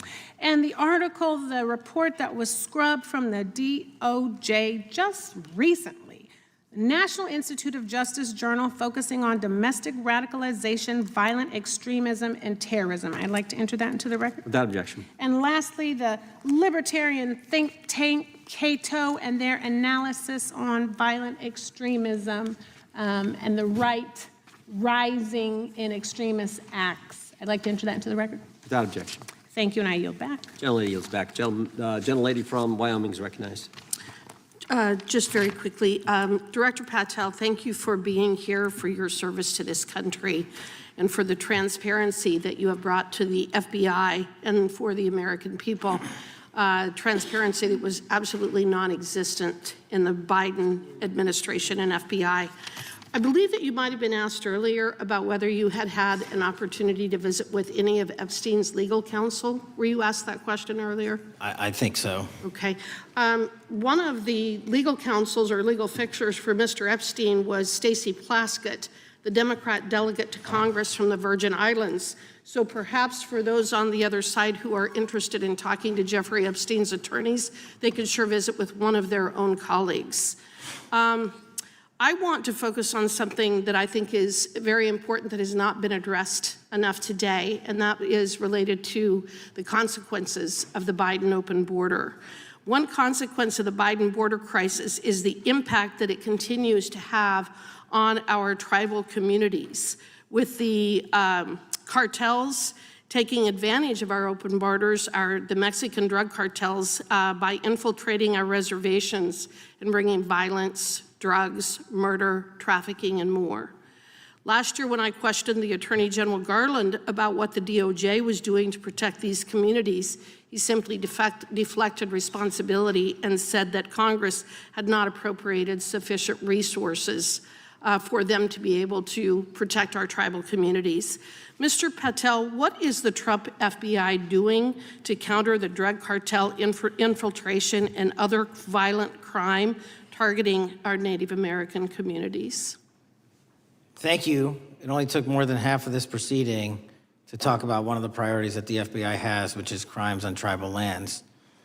Every single crime that we have been talking about, whether it's child predators, human trafficking, narco traffickers, murder, they all happen on tribal lands as well. And I've said since the beginning, it is a priority, which is why we launched Operation Not Forgotten on tribal lands.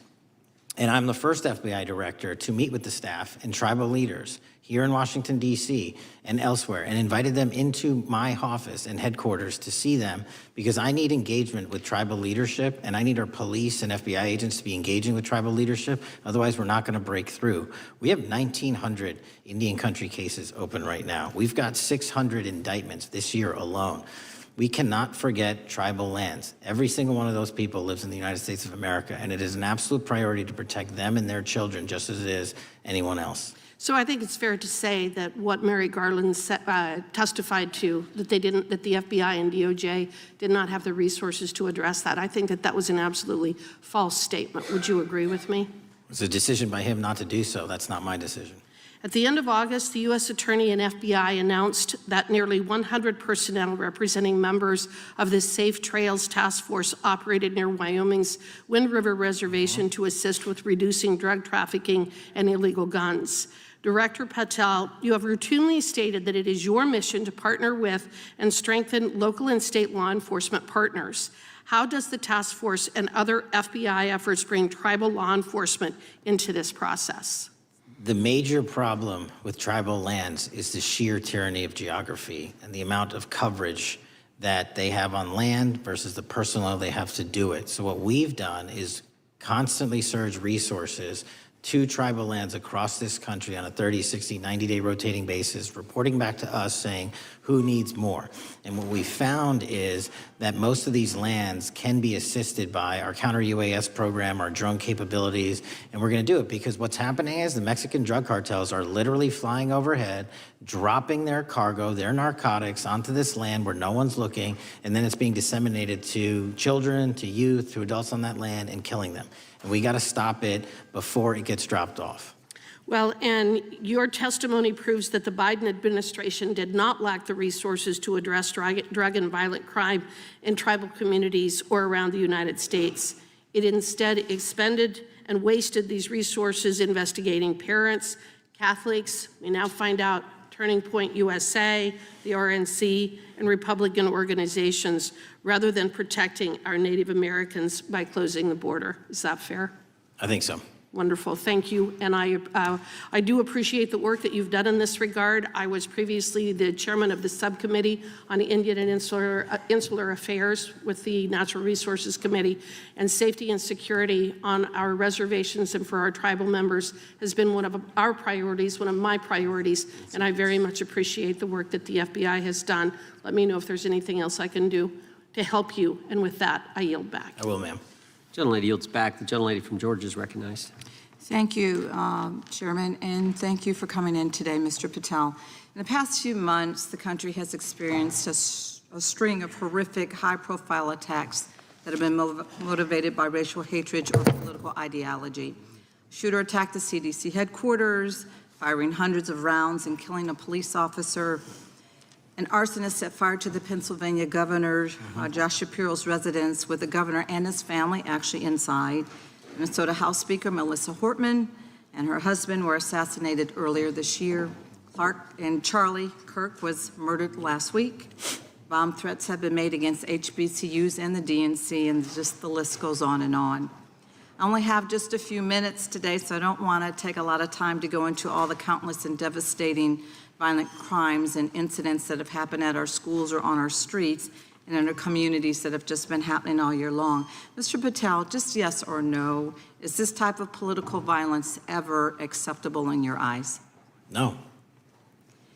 I'm glad that we agree that these heinous acts designed to instill fear and division in our nation are never, ever acceptable, yet each of these incidents has recently taken place under your watch. The FBI's website states that protecting the United States from terrorist acts is the FBI's #1 priority, including from domestic terrorists. Is this still your #1 priority? Domestic terrorism? Preventing domestic terrorism. Our #1 priorities are protecting the homeland and international terrorism and crushing violent crime, and domestic terrorism sort of interlays between both of those. Okay, so well, then I'm glad that you're giving us the right answer, but unfortunately, your actions kind of tell a different story. Earlier this year, you granted the ranks of the FBI's Domestic Terrorism Operations Section. This is the section of the FBI that is most directly responsible for addressing political violence in our country by preventing attacks from occurring and effectively responding to them if they do. The agents in this section are the ones who stopped an individual stockpiling weapons, who planned to attack schools and churches in Florida and seized bombs made by an ISIS sympathizer in New Orleans. And instead of ensuring that this section has all the resources that it needs at a time when its mission is critical, you fired its decorated veteran FBI agents who have served their country proudly under Republican and both Democratic presidents, and you scrapped the tools that they developed to fight domestic terrorism, including the National Domestic Terrorism Incident Database. I mean, most of that is just not true. We have 1,700 current DT managed programs. We're up 300% in the amount of cases we brought against nihilistic, violent extremists, including 764, wishing to harm our children. The FBI and the men and women are getting after that problem set more than ever because I've unleashed them to do so. And any insinuation that these tragic occurrences across the country are somehow singularly my fault or disgusting because that watershed goes down to the men and women at the FBI, and they are not responsible for it. I'm happy to work with you to get them what they need. Gentlelady controls the time. Unanimous consent request. She'll state a request. Thank you very much. Into the record, an article from Reuters titled FBI Scales Back Staffing, Tracking of Domestic Terrorism, Probes Sources Say. Thank you very much. Without objection. I appreciate that. So, Mr. Patel, and it isn't just the domestic terrorism operations section. Under your watch, agents are fully diverting their attention to these anti-immigrant and city takeover operations, leaving our children vulnerable to dangerous networks of online predators, both domestic and international. You pulled more than 120 FBI agents from their normal duties to operate sobriety checks and conduct traffic stops, exposing the FBI's fleet of unmarked cars and thereby making it harder for the FBI to combat violent criminal gangs, foreign intelligence services, and drug traffickers in the process. That's simply not true. If we were not able to do two things at one time, how would we be seizing record amounts of fentanyl? 23,000 violent felons have been arrested. Time belongs to the gentlelady. More than twice as many as last year. Time belongs to the gentlelady from Georgia. Thank you very much. And this request basically is, it is an article from Reuters, which quotes law enforcement officers familiar with agents who once covered child exploitation cases, but now focus on immigration child exclusive. Thousands of agents diverted to Trump immigration track down. Mr. Patel, in the short time I have left, your tenure as director of FBI has been somewhat problematic. Americans are left safe, definitely less safe under your watch. You have gutted the FBI's ability to keep safe from domestic terrorism. You have sent FBI agents to conduct traffic stops and round up hardworking immigrants who pose no danger to public safety. People even President Trump referred to as good, long-time workers. Your job is to protect and serve the American public. Time of the You have gentlelady. spent your time protecting heinous individuals and using the FBI to serve as a political circus. You at times have appeared unequipped. Time of This the country gentlelady has deserves better, and expired. I yield. Gentlelady yields back. May I respond? Sure can. Simply put, what is it? Are we failing? If we're failing, how are we arresting 23,000 violent felons? Twice as many as this time last year. Are we failing? Because if we're failing, how are we seizing 1,500 kilograms of meth, 25% increase from last year? Are we failing? Because we captured 4 top 10 FBI most wanted from around the world in 7 months. That's more than the entirety of the last administration. Are we failing? Because we put 1,500 child predators in prison. Are we failing? Because we dismantled 300 human trafficking networks. Which is it? You don't like me, that's fine. But don't you dare disparage the men and women of the FBI that are producing record results in historic fashion to protect this country. They are kicking ass for America, and they're going to continue to do so. And we appreciate your leadership. The gentlelady from Florida is recognized. When I was home recently, I met with the agents leading the Tampa office of the FBI, and I saw what they're focused on in my community: stopping drug traffickers, rescuing children from exploitation, fighting cybercrime, protecting us from acts of terrorism, foreign and domestic. And I know from my time as a federal prosecutor and a judge that this work by the Bureau doesn't make headlines, but it is happening every single day. At the top, accountability is necessary, transparency is critical, but today we've seen an effort not just to diminish, but to distort the work of Director Patel and the agents he leads. If we really care about transparency and about truth, then what we owe to the American people is this reality: that thousands of dedicated professionals at the FBI wake up every single day thinking not about themselves, but about this country, and keeping every single one of us and our children safe from harm. And Director Patel, I would like to hear from you the facts about what the FBI is doing and your efforts to fight crime. Director Patel, isn't it correct that since January 20th, 2025, the FBI has made over 25,000 immigration-related arrests, including 350 members of Tren de Aragua and 195 members of MS-13? Those numbers are accurate. The Tren de Aragua numbers are up over 350% from the year before. And during that same period, hasn't the FBI seized over 66,000 kilos of cocaine, 6,000 kilos of meth, and 1,500 kilos of fentanyl? Not to be nitpicky, but it's 89,000 kilos of cocaine and 7,300 kilograms of meth. And isn't it also true that the FBI Tampa Division's Panama Express Strike Force specifically seized nearly 67,000 kilos of cocaine valued at more than $1.6 billion from illicit maritime vessels? One of our best operations out of the Port of Tampa, and I was down there in South Florida when Panex did their work. Director Patel, since October 7th, 2023 Hamas attack, the FBI has been a co-leader of the Joint Task Force October 7th.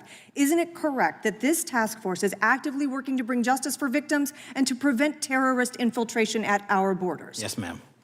Since January 20th, hasn't the FBI arrested 59 foreign intelligence operatives for spying or smuggling dangerous material into the United States? Yes, we have, and that's on track to be more than 25% than ever before.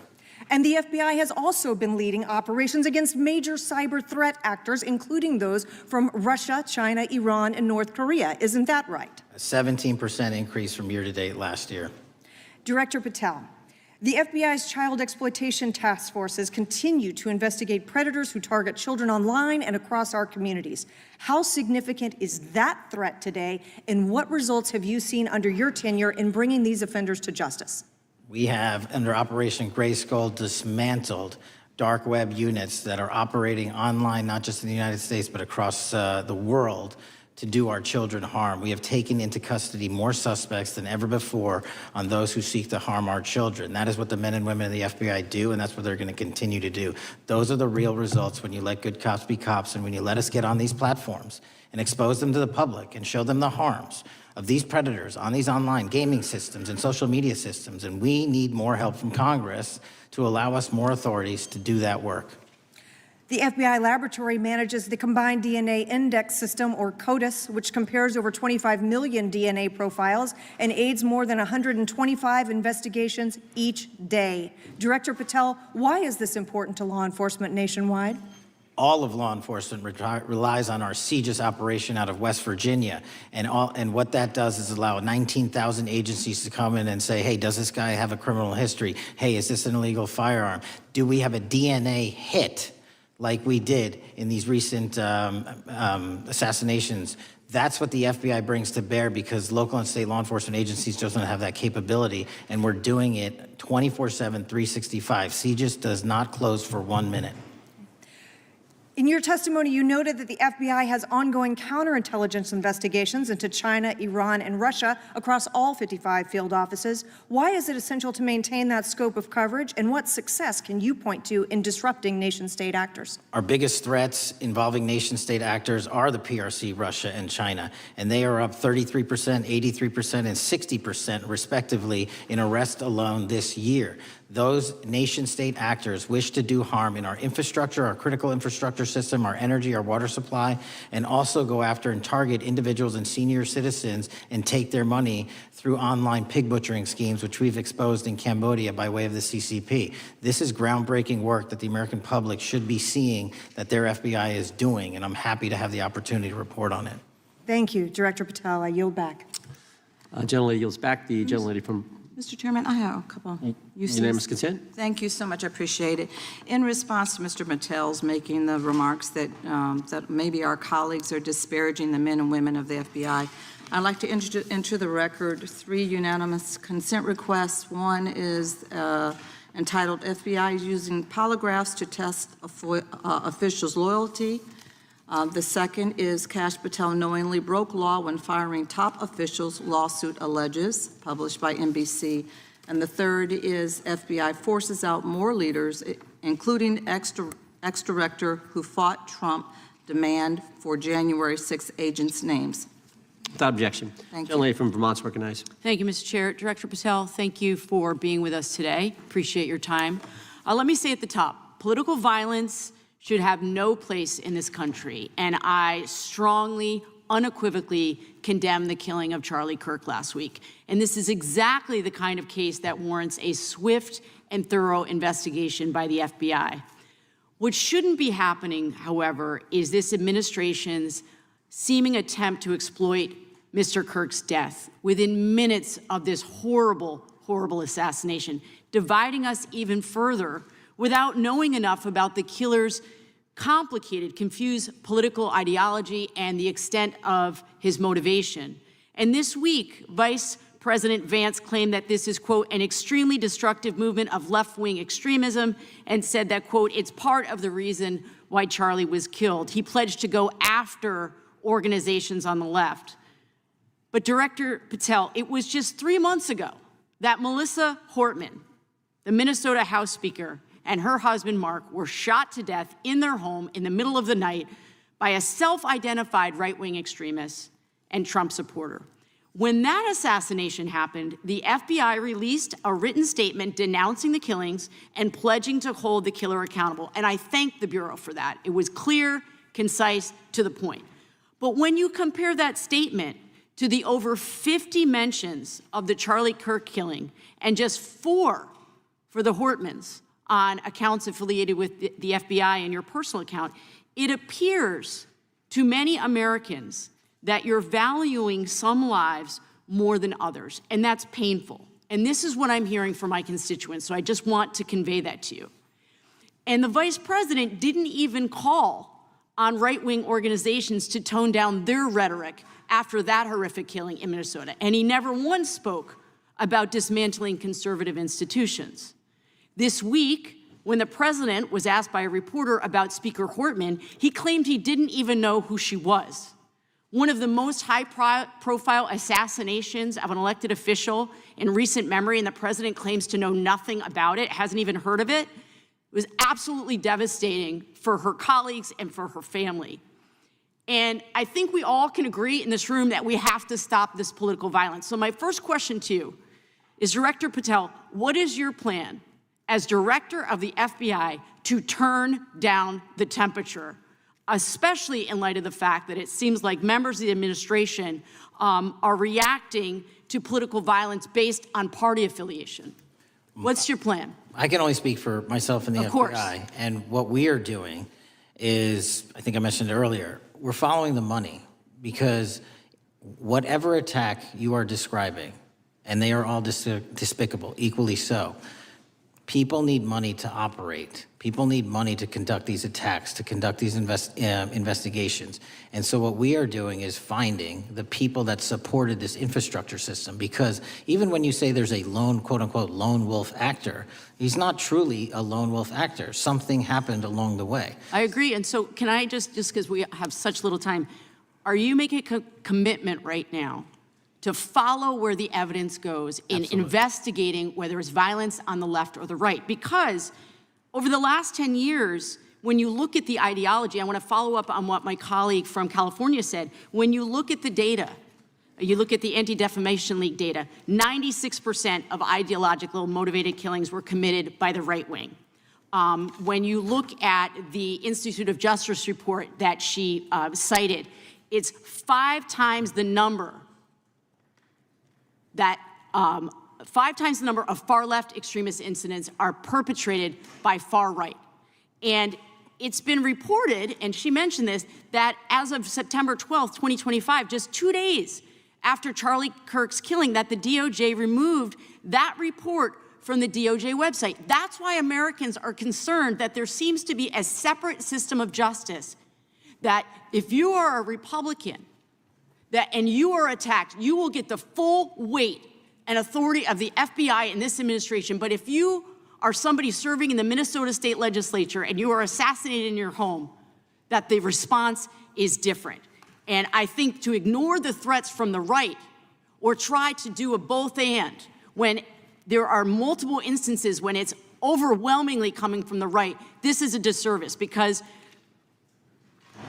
Americans want to know that whoever they are, whatever their political affiliation, that the response is going to be the same, and it is going to be done with the same diligence. And I'm wondering if you will commit to me right now that you will be a voice right now standing up to those voices in the administration that are adding to the violent rhetoric right now. That's what I'm asking you. Will you commit to this? Time of the gentlelady's expired. The gentleman can respond. My voice will be through the investigations that the FBI conducts, and we will conduct them all lawfully and equally.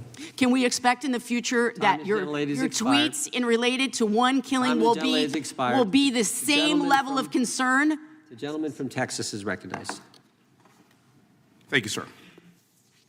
Director Patel, thank you for being here today, and most importantly, thank you for restoring trust and faith in the FBI, which has been severely eroded under the Biden administration. Thank you for your service and your continued service in this capacity. On April 7th, 2025, Charlie posted on X, "Assassination culture is spreading from the left. 48% of liberals say it would be at least somewhat justified to murder Elon Musk. 55% say the same about Donald Trump. In California, activists are naming ballot measures after Luigi Mangione. The left is being whipped into a violent frenzy and set back. Whether losing an election or losing a court case justifies a maximally violent response," end quote. And unfortunately for Charlie, that reaction also came when they couldn't win a debate on a college campus. You cannot be intellectually honest and say that this problem is on both sides. It's not just what happened to President Trump, it's also what just happened to Charlie. And we've gotten to a point in America where violence is encouraged. When you have a former president of the United States that opens up his campaign in 2019, that's Joe Biden, by saying that his opponent is a, quote, existential threat to this country, Houston, we have a problem. People that you disagree with are not existential threats. They are not Nazis. They are not fascist. They are not racist. They are not deplorable. They are not irredeemable. They are your fellow Americans who have a different perspective on how government should run and what government should look like. Whether or not we should have strong sovereign borders, whether or not we should have safe communities, whether or not we should have places to worship our God and not worry about being shot, whether or not we live in communities and cities that are not overwhelmed by drugs and crime, whether or not we have two genders, and whether or not we have common sense in our policies and our values. And people that believe these things are not existential threats. I happen to be one of these people that believes all of the above, and as someone that served this country in combat, I can assure you I am not an existential threat to this country because I swore to protect her. I also want to point out, how many cities have you seen burned to the ground since Charlie Kirk's death? 0. No summer of love, no riots, no nothing, no looting, no killing, none. We simply gathered and prayed for his soul, his family, and this country, because that's exactly what we represent. And while we might be angry, this righteous anger will carry on Charlie's message and legacy. I want everybody to know something very simple. Charlie is not dead because of what he said. He is dead because people listened. My time is limited, so I have a few questions for you, sir. And again, thank you very much for being here. I really appreciate your time and your service. In your experience in the FBI, have you noticed a precipitous rise in political violence and other associated crimes that you have been investigating so far this year? And if so, is this trend in motive left-wing or right-wing violence? I can always speak generally, sir. There is too much political violence, and it has been a precipitous rise on too many fronts. How do we solve this? We solve this by giving the FBI more authorities to go into and work with the private sector. There are too many online platforms. There are too many social media platforms. There are too many gaming platforms. There are too many places for people from America and around the world to get together without their parents knowing anything about it, without their school teachers knowing anything about it, and infesting the minds of our children and infecting them with radical ideology, and that is the root cause of these problems, and we must tackle it. It is not a 1950s America anymore. In 2025, the cyberspace needs to be tackled. Thank you. Switching gears, when your predecessor sat right there in that seat a couple of years, last year in a committee hearing, I asked him a very detailed question about Matthew Thomas Crux, the shooter responsible for the assassination attempt on President Trump's life. I didn't get an answer from Chris Wray that day, and I submitted written questions to the FBI and into the record of this committee, and I want to resubmit those questions today because I think we are still awaiting answers to those questions. So, Mr. Chairman, I'd like to submit them for the record, please. I'd like to ask you, sir, and the FBI, under your leadership, would you please respond to these questions, and can you commit to doing that? As soon as the trial's over. Thank you very much. I will end with this. Charlie Kirk is not dead because of what he said. Charlie Kirk is dead because people listened. He set up a tent that said, "Prove me wrong," and exercised his First Amendment right. That's all he did. And we will continue to do so in this country in order to preserve this constitutional republic. And with that, I yield back. Thank you. Gentleman yields back. The gentleman from Florida is recognized. Thank you, Mr. Chairman. Before I begin, I want to caution my colleagues on, one-sided violence in this country. We just heard that there were no riots on the right. We're literally sitting in the building where there was a giant riot by supporters of the president, the right. We also heard that only leftists, have said that Trump is a Nazi. In 2016, the current vice president of the United States said, Trump is either a cynical asshole or he's America's Hitler. And so this is the problem. I don't want to have to say this garbage, but you want me to sit here and get painted with one brush, the whole left. No, there are extremes on the left, and there are extremes on the right. And we collectively should tackle that.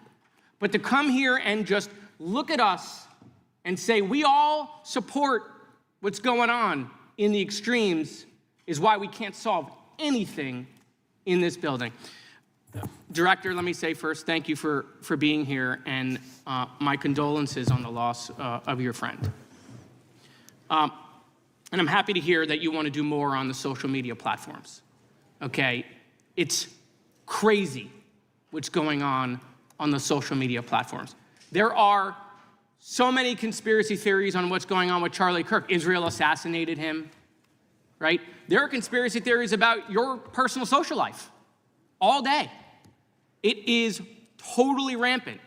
Big names on the right, Candace Owens, right? Talking about how what's been released as far as the dialogue between the perpetrator and his roommate is manufactured by the FBI, manufactured by the administration. It is totally rampant, allowing foreign governments to just perpetrate these platforms, all of these bots, all of the time to weaponize Americans. You see what's going on here? This is a byproduct of all of that. What's going on in the streets is a byproduct of all of that. What's happening is you see people celebrate Luigi Mangione is a byproduct of all of that. And so if we want to do something, then we should talk about Section 230. We should talk about how we're going to make sure that we don't let foreign governments poison our children's mind. And so I will work with you on that, Director. I'll work with you on 230 any day. No problem. So now, that was the good part. I want to take your attention back a second, okay? Breaking news. Kash Patel is nominated to be the FBI director. Dan Bongino is nominated to be the number 2 at the FBI. MAGA celebrates, rejoices, bells are ringing out. The team, Patel, Bongino, that sought out every podcast microphone to talk about the Epstein list. The names are finally going to get released. It begins. They produce white binders. Phase 1 with the podcasters. This is not actually one of them, of course. I made this. Your name's on it, right? And the names are going to come out. Pam Bondi says the list is on her desk. Then a memo comes out all of a sudden and says, there's no list. Oh, no phase 2. Phase 2 binders never happen. You said the conspiracy theories around Epstein just aren't true. They never have been. And yesterday, in an answer to Senator Kennedy, you said the FBI is not in possession of any credible evidence that Epstein trafficked girls to anyone but himself. So according to your testimony yesterday and in this committee, according to the evidence the FBI has, the number of names on the list are 0. No, zero. The index has been released, and the number of people involved in that trafficking operation were charged in 2018. Other than Epstein and Ghislaine Maxwell, your testimony in the Senate and here is that according to the evidence you have, the number of other names is 0. That were charged based on credible evidence. Well, who are the other names? Give me the other names that weren't charged. we are not releasing the names of anyone because the Department of Justice never does that of anyone that didn't have any credible information to attack them. Let me move forward. The president has, you've seen the picture of the woman's body with the writing and the president's signature. The president says that's not his. Okay? President says it's not his. The Republican colleagues say it's not his. The administration say it's not his. Will you be opening up an investigation into the Epstein estate for putting out a fake document with the president's signature linking him to the world's largest pedophile ring? Will you be opening that investigation into that? On what basis? On what basis? They literally put out a fake document, according to the president, with a fake signature. It's a forgery of the president of the United States signature. That's the basis. Sure, I'll do it. Okay, I look forward to that investigation. Am I over? Thank you, Mr. Chairman. I appreciate your diligence. Gentleman's time has expired. Chair now recognizes the gentleman from California. Director Patel, as you know, my state, California, is home to the worst public infrastructure failure in U.S. history, known as California High-Speed Rail, although the name is probably a misnomer. Earlier this year, I joined your counterpart at the Department of Transportation, Sean Duffy, doing a compliance review of the federal money the state has received, and the outcome was that the state has not complied with the terms of its billions of dollars in funding because it hasn't actually built anything. And so that federal funding has now been cut off, but a lot of us in California still have questions as to where all the money went. We're 17 years in to this project, and absolutely nothing has been built. Not a single bit of track has been laid. There are no stations. There are no passengers. And the plan initially was to have the whole thing, LA to San Francisco, done by 2020 at a cost of $33 billion. Yet here we are in 2025, nothing has been built. And according to the New York Times, the project won't even be completed this century, and the total cost is now estimated to be over $130 billion. So I just wanted to ask you, do you think this is something that bears scrutiny, or can you confirm whether there's any kind of investigation going on at the FBI? The FBI certainly can't investigate incompetence, but the FBI certainly can investigate and does investigate waste, fraud, and abuse. And so if we have any information that indicates that that happened in this situation or anything else, we'll look at it. Thank you very much. We've also, been talking some today about the issues that occurred at the border during the Biden administration. And you might not agree with your predecessor on everything, but you probably would agree with some of the statements he made in testimony before this and other committees, raising alarms about the risk of terrorism from illegal border crossings. Since becoming director, have you gotten some insight into how well calibrated those warnings were, and what is the status of that risk now? Since becoming director, there's been a sharp decrease of border crossings for known or suspected terrorists from the southern border. But unfortunately, there has been a sharp increase of known or suspected terrorists entering through our northern border. And so what I'm trying to do is work with our northern border states and our interagency to tackle that problem. But it is an absolutely massive border that can't physically be sealed. So we're gonna have to get creative and put more resources into that. And in a similar vein, there were over 500,000 unaccompanied children that crossed the southern border during the Biden administration. As we know, many were trafficked either through forced labor or sex trafficking. Do you have any insight as to what the scale of that problem was and how have things changed over the last several months? Other than what you outlined in terms of how it was described, I don't have any additional details. In terms of how many people are being trafficked into this country, especially unaccompanied missing children, that number has drastically reduced because the coyotes that smuggle these children for their criminal activity are the same ones that smuggle in narcotics, or the same one that traffic older age women. They're all interconnected, and because of the sealing of the southern border by this administration, that has come to a near halt. That is a very important point, that we have seen far fewer victims of human trafficking because we've finally prioritized border security. And by the way, you have children who are getting rescued because of the immigration enforcement activities that unfortunately some politicians in my state are trying to stop, thereby stopping those kids from getting rescued. We've seen, of course, a substantial reduction in crime here in Washington, D.C. since the FBI and the National Guard got involved. I'm kind of asking you to state the obvious here, but what is the mechanism there? Why have we seen a reduction of crime when DC has had such a huge crime problem for years, and then almost overnight we see such a big difference? Because of the dedication and resources from President Trump's administration to utilize all federal, state, and local assets in a heavily crime-ridden area. I mean, if we did not have a crime-ridden area, then homicides, carjackings, and gun violence would not be dropping by 40, 50, 60%. And when you allow the police, the MPD, to work with federal authorities and allow the National Guard to set up your perimeter, this is what you can do in a few short weeks. And we at the FBI, under Operation Summer Heat, have set those Phase 01 operations in motion 4 months ago, quietly at the direction of President Trump. So we are scattered across cities across this country doing just that. But we're going to need more help to complete the job. Yeah, in too many places in this country, crime has just been treated as sort of a norm, that this is the way things have to be. What's happened in DC shows that is not the case if we have the right policies and the right priorities. Finally, you know, this is tragically the second time in as many years that we've had an FBI director here following either an assassination or an assassination attempt. And so since there's been some time now since from the attempted assassination on President Trump at Butler, would you say that the public's understanding of what took place on that day is fairly consistent with all of the facts as you know them, or do you believe there's still material facts that have not been made public or are not fully understood by the public? No, I think it's fairly consistent. Thank you. I yield. Gentleman yields back. The lady from Texas is recognized. Man, oh man, there has been so much today, and I truly don't know where to start. So I'm just going to make sure that we start off with a few facts.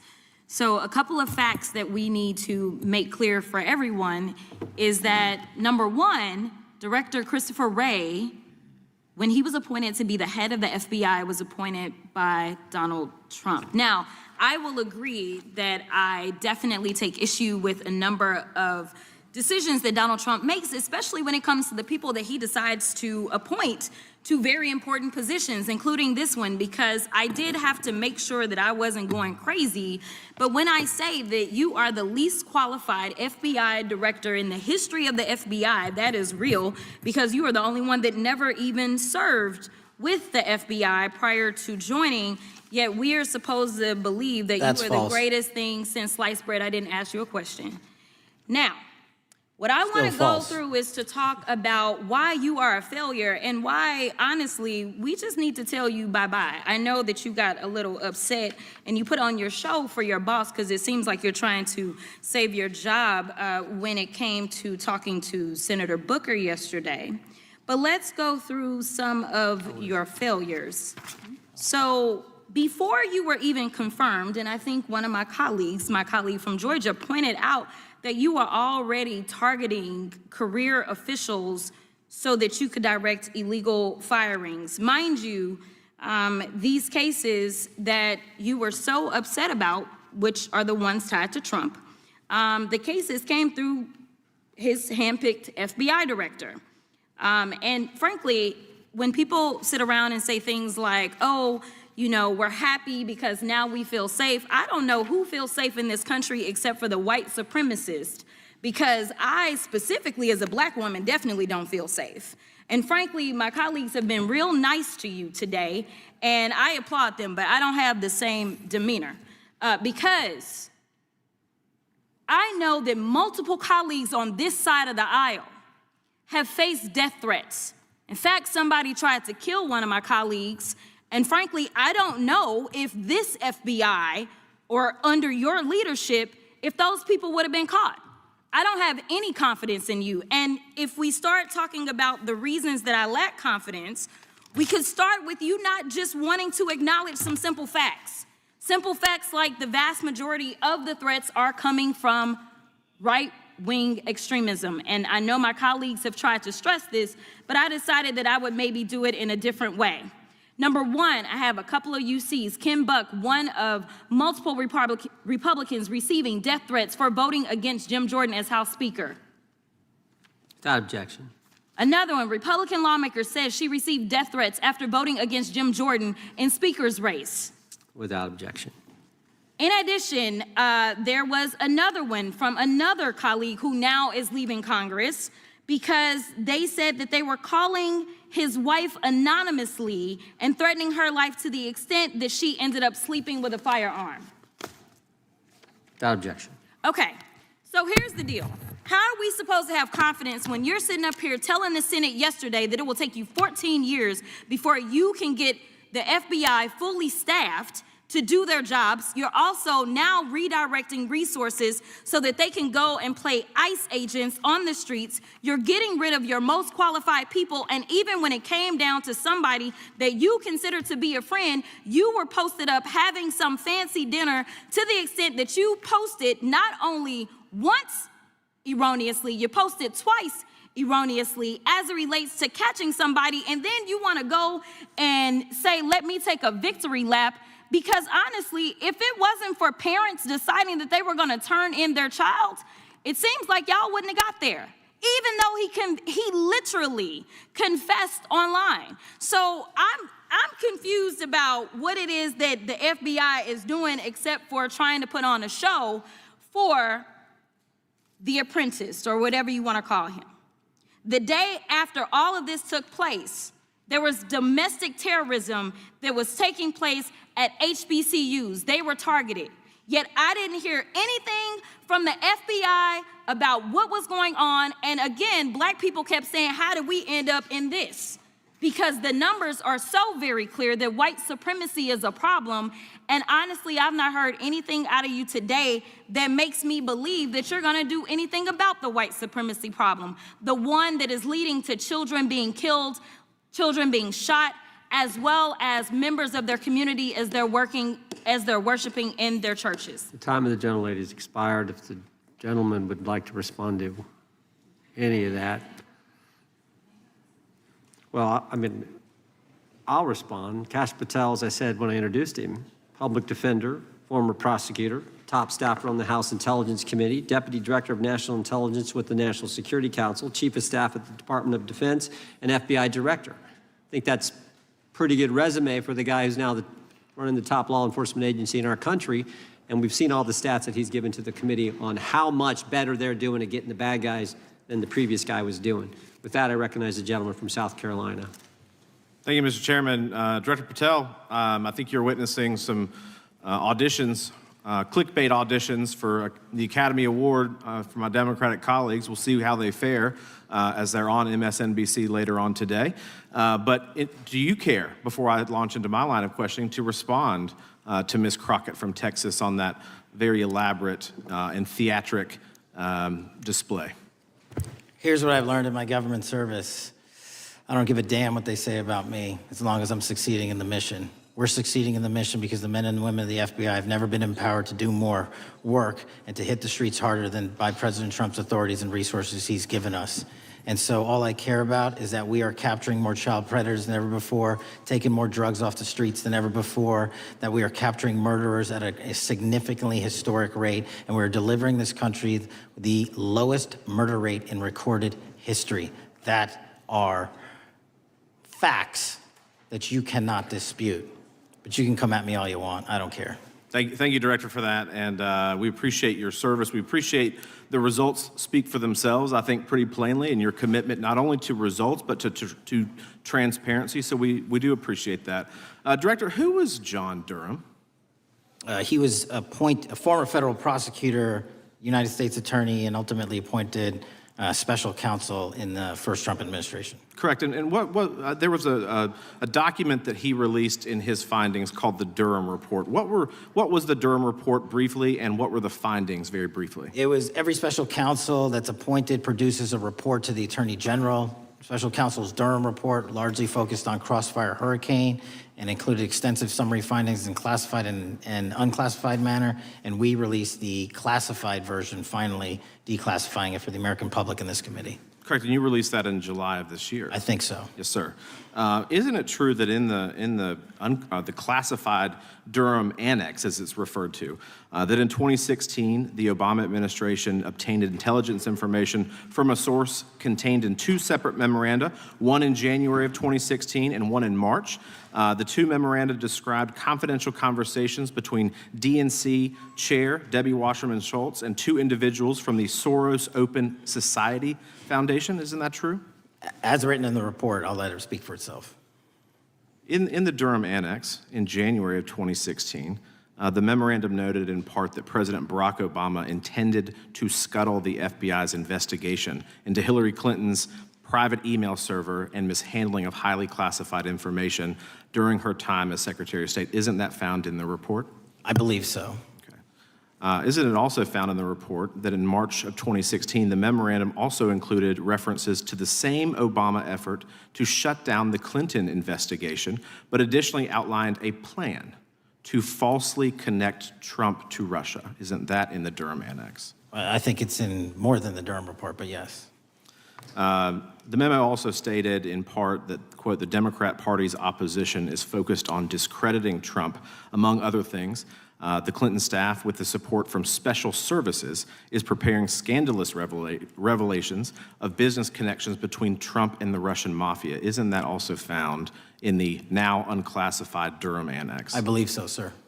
According to the Durham Annex, based on analysis and translation of the intelligence, FBI analysts believed that special services could either mean the FBI or CIA, or the Trump dossier author Christopher Steele. Isn't that in the Durham Annex? I believe so, sir.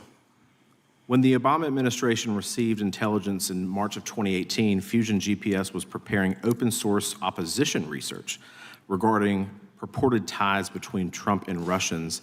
The research was paid by the Clintons campaign and the DNC. Isn't that open source and also in the Durham Annex? I believe both. Okay.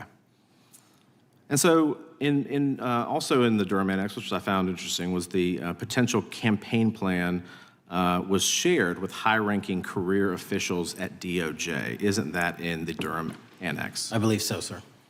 The Durham Annex describes that in July of 2016, emails allegedly between Leonard Bernardo, senior vice president of George Soros's Open Society Foundation, included data providing specificity on the Clinton plan in an attempt to smear Donald Trump by falsely linking him to Russia. Isn't that in the Durham report? I believe so. And so, briefly, this additional evidence that you've unclassified and released to the American public, what does that purport to show or augment about the Durham report that you can share with the American people? Put simply, that the FBI was weaponized. Against a political campaign? Yes, sir. Thank you for that, Mr. Chairman. I yield back. Gentleman yields back. The I have UCs. gentlelady from Texas recognized for unanimous consent. Yes. First one is Russia's ghostwriter hacker group takes aim at German election. This is from Politico. Objection. The next one is Director of National Intelligence, 30 days until election 2024, which specifically states that our assessments about activities and goals of Russia, Iran, and China are unchanged from earlier election security updates, and that they were meddling. Without objection. And I've got three more. The last three are that how Russia is using artificial intelligence to interfere in elections. Moscow's attempts to interfere in U.S. and other elections are nothing new, though their tactics and strategy are constantly evolving. Without objection. The next one is Russian interference coming soon to an election near you. Russia pursues a systemic strategy of undermining elections and influencing public opinion in the West. EU and NATO countries must recognize that Moscow often acts through agents within their own borders and build resilience to such interference. And what's the source? This one is CarnegieEndowment.org. Okay, without objection. Thank you. The gentlelady from North Carolina is recognized. Thank you, Mr. Chairman. And Director Patel, I'm glad that I'm going a little out of order here because I'm going to pursue some of the things that you were just talking to Mr. Fry about and remind you about your confirmation hearing. At your confirmation hearing in January, you said under oath, and I quote, "There will be no politicization at the FBI. There will be no retributive actions taken by the FBI should I be confirmed." And in your written response to the Senate questionnaire, you said, I quote, personnel decisions shall be based on performance and adherence to the law. And every FBI employee will be held to the absolute same standard, and no one will be terminated for case assignments. So I want to just go through a couple scenarios with you to get a sense of whether you think these are examples of politicization of the FBI or making decisions based on the performance and adherence to the law. So, first question. Would hiring FBI agents, analysts, and supervisors from only one political party being politicization of the FBI or making personnel decisions based on performance and adherence to the law? We don't ask FBI people, applicants, where their political parties are. Mr. Patel, do you ask FBI applicants who they voted for? The FBI does not. Are you aware that in the lawsuit that Mr. Driscoll filed against you and the FBI, he was asked who he voted for? Since that lawsuit has been filed and it's ongoing litigation, I'm not able to comment. Well, but it also means that you just said that what happened in his situation didn't happen. So we will go on to the next question. Let me ask you an even easier one. Does firing agents for working on the cases that they were assigned to and that the president didn't like, is that politicization of the FBI or making personnel decisions based on performance and adherence to the law? The FBI doesn't terminate anyone based on case assignments alone. Has the FBI ever been sued by somebody who felt that they were terminated based on case assignments? In the entire history of the FBI, I'm sure they have. No, since your tenure. I'm sure there's ongoing litigation. Yes. In fact, there is ongoing litigation. And in fact, people have been asked who they voted for. And in fact, you are running an FBI for the President of the United States rather than the people of the United States, because my questions were not hypotheticals. They are the things you have done during your tenure. And according to a lawsuit filed last week by long-term FBI agents, you fired former acting director Brian Driscoll. He had served with the Bureau for nearly 20 years, earned a Medal of Honor, Medal of Valor for bravery during the dangerous ISIS raid, and had a wealth of crisis response experience and led the FBI's critical incident response group. When the Trump administrations interviewed Mr. Driscoll for that role, they interrogated him about his political leanings and who he voted for in the last 5 elections. Questions Mr. Driscoll refused to answer because those types of questions impermissibly politicized the FBI. You also fired Steve Jensen, who served the FBI for nearly 2 decades and ran critical terrorism, counterintelligence, and organized crime operations, whom you once described as embodying what the American public demands of the FBI. But he was fired because he took part in investigating crimes committed on January 6th. And Trump's MAGA base lambasted you online for keeping him at the FBI. So he's no longer at the FBI.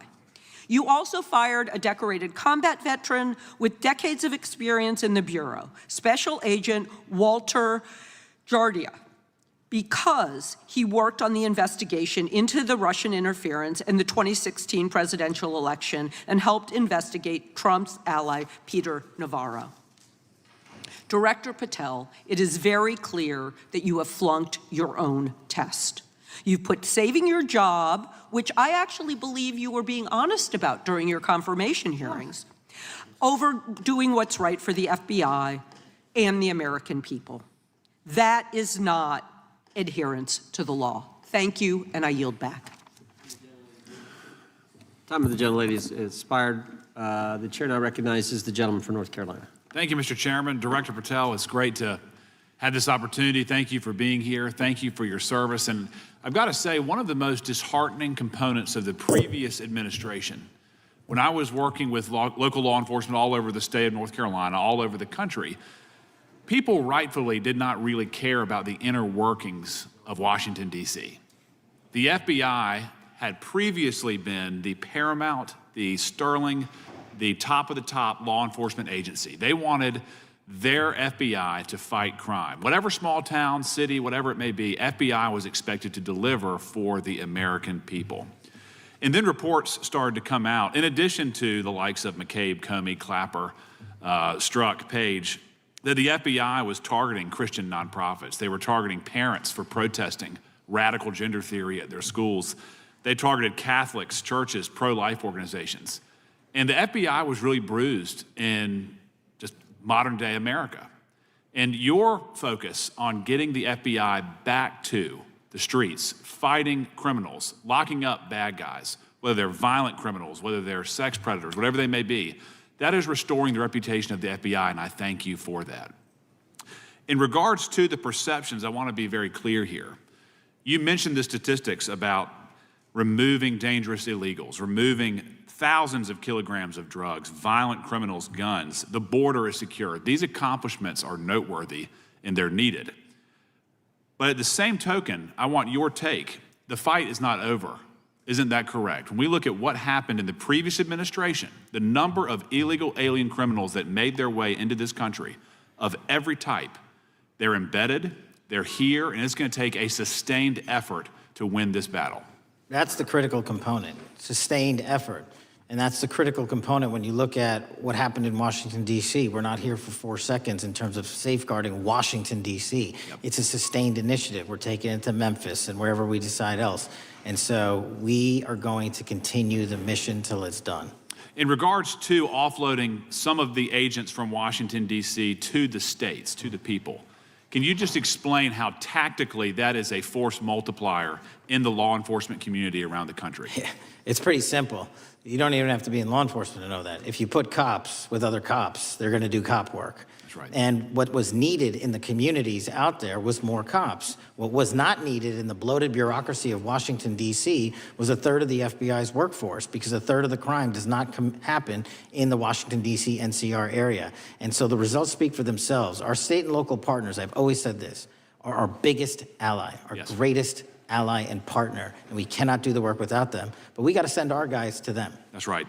And in regards to the last 4 years, the open border policies, whether it's terrorism, drug trafficking, human trafficking, violent crime, massive amounts of organized retail theft, and other types of criminal behavior, can you describe, just so anyone who's listening here can talk about, how serious the levels of criminality have become in the United States?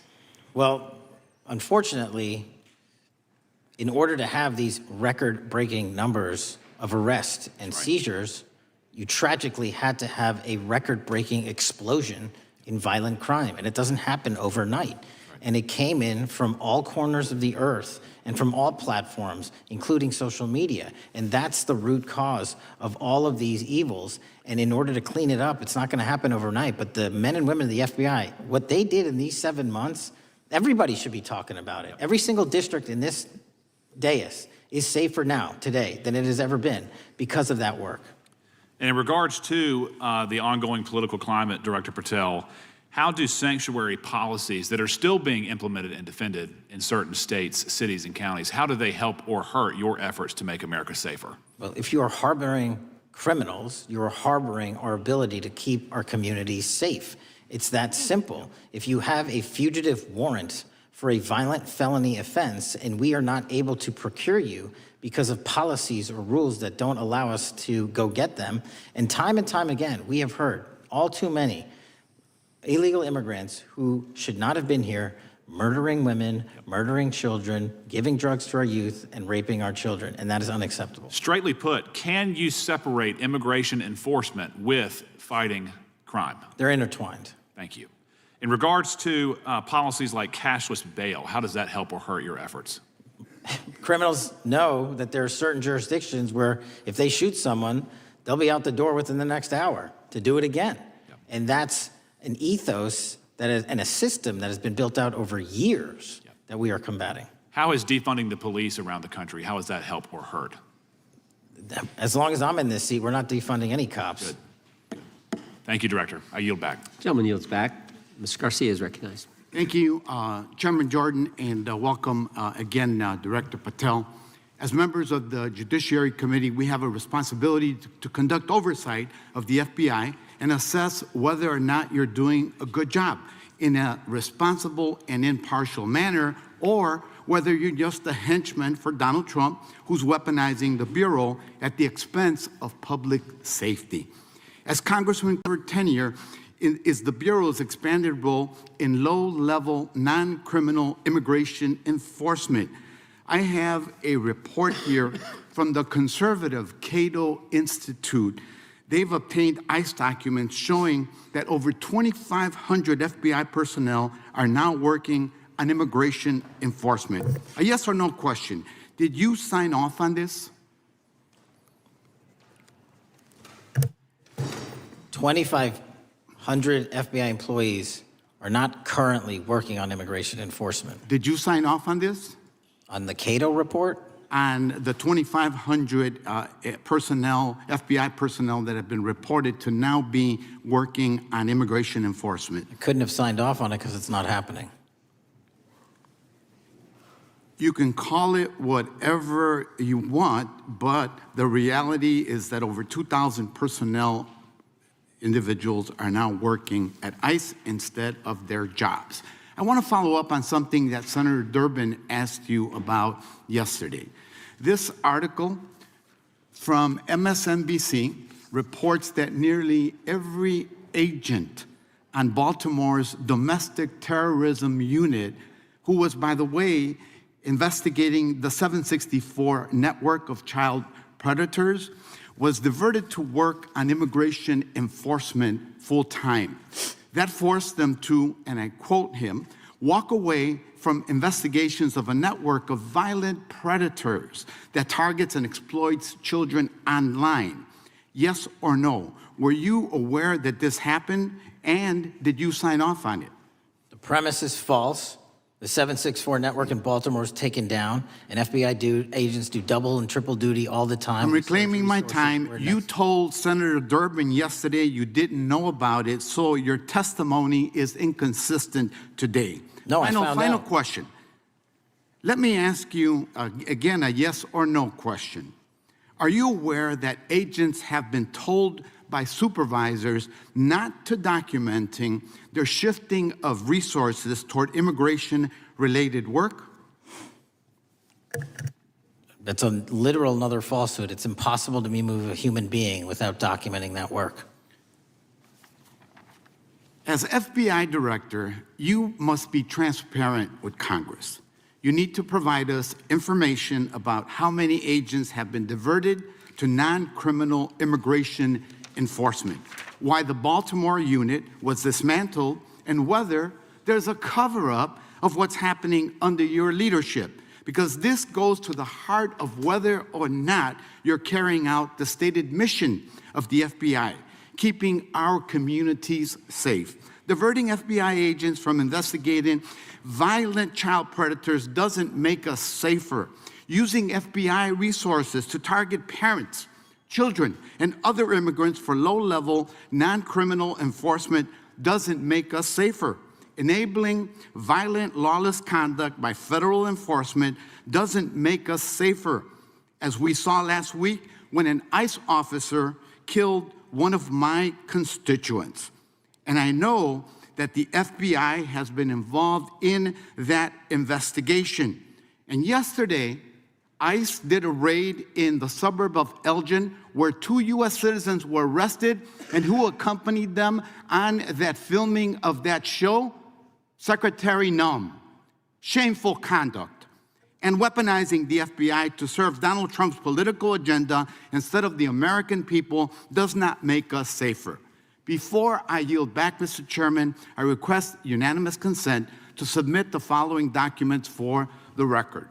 A report from the Cato Institute, which I referenced earlier, where ICE has diverted over 2,500 officers from their jobs, and 2, an article from MSNBC titled Trump's Deportations Divert FBI Agents Off Child Predator Cases, and an article from CNN entitled White House Pressure for Increased Immigration Arrests Strains Law Enforcement Agencies. Thank you, and I yield back. Gentleman yields back. Without objection, the gentleman yields back. Gentleman from Wisconsin is recognized. Thank you, and thank you, by the way, for coming over here.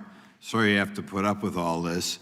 I know when you took over, the FBI's reputation in a lot of circles perhaps had never been lower.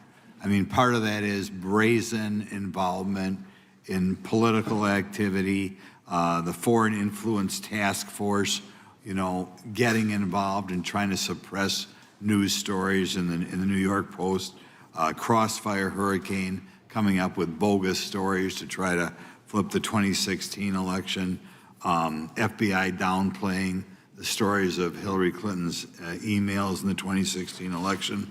That's their overt involvement in political activity.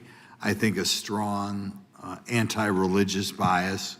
We talked about stories of an anti-Catholic bias in there. I know I've talked to people about horrific overreaction at the big Hindu temple in New Jersey, in which, just so people understand, you had a rectory in the temple area, the religious leaders, you know, taken out at gunpoint, big problems. And I think finally the FBI trying to turn America's viewpoint on certain political issues. And when I talk about that, I'm talking about what was done in Mexico with regard to shipping weapons, fast and furious, shipping weapons into Mexico in an effort, I think, to try to turn the Americans against the First Amendment. But in any event, what scares me is, and all these horrible things that were done in the past, there were individual FBI agents who participated in them, in which apparently their supervisors told them this is okay or even admirable. And what I'm going to ask you, are you able to do anything to make sure that in the future these corrupted FBI agents understand the importance of religion in our life, and they're not to view it with suspicion? They understand parental rights and the idea that traditionally in America, parents have the ability to object when their young 5 or 6-year-old children or year-old or very young children are getting what most people consider highly inappropriate sexual contact. What are we doing there to try to make sure we don't have problems with these FBI agents again, or make sure that in the future administrations, they would object if they are asked to behave in such a immoral fashion? Two things. If you are corrupt, you don't work at the FBI. It's that simple. So we don't tolerate any form of corruption or any deviation from our high standards, whether you're an agent, an intel analyst, or whatnot. And just to show the American public the resurrection that the FBI has had in these last 7 months, you don't have to believe me. Our applicant pool has doubled month over month every year from the highest point it has ever been. More people want to work at this FBI than ever before in U.S. history. I'm sure that's because of you, and you're kind of anticipating my next question.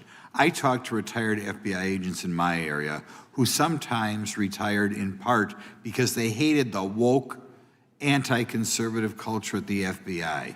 And they are concerned, the retiring agents, about new agents, not on your watch, but before this, being corrupted in the universities before they were hired. And they are very worried about what will happen with the new agents. So I think you're answering my question. Do you feel you'll be able to a certain extent solve the problem of inappropriately woke agents filling up the agency in the past, because now you're going to have a larger pool to draw from? Everybody that comes to work at the FBI is allowed to have their own belief system, but they're not allowed to bring that belief system into the workplace. And anyone that does won't work at the FBI.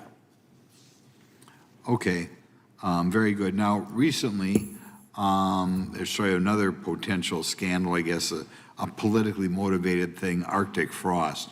Do you want to comment on that? And it appears one more time as perhaps the FBI was getting involved in what would normally be considered political events. We are not getting involved in political events, except this one. Okay. And final thing, with regard to prejudice against Catholics, what happened in the big Hindu temple there in New Jersey, do you think, has anybody ever apologized to the Catholic Church or apologized to that temple? I don't know, sir. Okay. Is that something you think would be perhaps a good idea to do in the future? I think leadership should address it. Thank you. Gentleman, time has expired. Gentleman yields back the, so we got the gentleman from North Carolina, Mr. Harris. All right, thank you, Mr. Chairman, and thank you, Director Patel, for your endurance and your perseverance throughout today's hearing and for all you've shared. First of all, let me start by saying that I was very grateful and glad to see that the FBI has joined the investigation of the tragic and brutal murder of Irina Zarutska in Charlotte, which is just right by my district. This woman, as you know, fled the war in Ukraine only to be killed in cold blood by a man who had no business being on the streets whatsoever. This man, who had been seen stabbing Irina to death on video, had been arrested 14 previous times, served prison time, and was diagnosed with a severe mental illness. In response to the previous offense, the magistrate over his case released him to roam the streets with a $0 bond and a simple written promise to appear in court. Mr. Patel, let me just ask, should judges apply the most lenient bail standards to people with extensive criminal history? Do they apply the most lenient? I'm sorry. Yeah, should they apply the most lenient bail standards to people with extensive criminal history? That has not been my experience. That should not happen. Is America a place where young women should fear to ride public transit? No. And was Irina Zarutska's death, would you say, possibly the result of Democrats' pro-crime policies? That investigation and matter is in open trial, so I don't want to stylize the evidence. I understand. Well, Mr. Patel, let me just say, taking over the FBI after the Biden administration's blatant weaponization of the agency is no easy feat, as we've recognized throughout this hearing today. For 4 years, we witnessed the Biden administration targeting regular Americans rather than violent criminals. For example, the Biden administration's FBI spent its time and resources going after churches and Christians. We know that the FBI used an undercover agent to collect information about a parishioner. We know that the FBI investigated and surveilled a Catholic priest. And all of this was in response to First Amendment protected activity. Mr. Patel, I want to ask you, should the FBI use its resources to spy on Catholics? Never. So what does it say about the culture of the Biden FBI that law enforcement resources were used to go after Catholics, and some FBI employees were comfortable with taking such actions? Well, pursuant to my transparency initiative and working with Congress on oversight, those documents, that's it. Those documents are available for the American public to see and read and hold people accountable, and that's what I'm committed to. And so have you been able to hold accountable those at the FBI who went after law-abiding Catholic church members? If they did so improperly, yes. Well, I've been a pastor for 36 years, and I've constantly stood up for life and stood up for family amidst a culture that's increasingly hostile to both of those things. And if the Biden administration targeted Catholics, could I have been targeted by the Ray FBI as well? Well, I don't know, but I'm not going to target you. Well, I know that President Trump respects religious liberty and that his administration is seeking to right the wrongs of the Biden administration. Securing our freedoms and protecting faith leaders and communities requires a multi-pronged approach. What would you say, in just the last few moments, what is the FBI under your leadership doing to make sure that our religious liberty and religious leaders can rest comfortable this evening? Zealously protecting our First Amendment rights, Amen. But zealously going after those that abuse that right that leads to criminal conduct. You will be investigated, you will be looked at, and referred to prosecution every single time the evidence warrants. Thank you, sir. One final area. I do want to draw attention, Mr. Patel, to Waxhaw, North Carolina, a town in my district that just fell victim to a cyber attack on September 12th that interrupted emergency services. Waxhaw is working with state partners, and the FBI has been notified on this attack, and I certainly pray they're able to help out with the ongoing investigation. Could you just speak to what the FBI is doing to bolster our community's cybersecurity to defend against any future cyber attacks? Well, in North Carolina, you're slated to get a plus up of 22 FBI employees, and they're already on the way. And that encompasses cyber, counter intel, counterterrorism, field agents, intel operatives.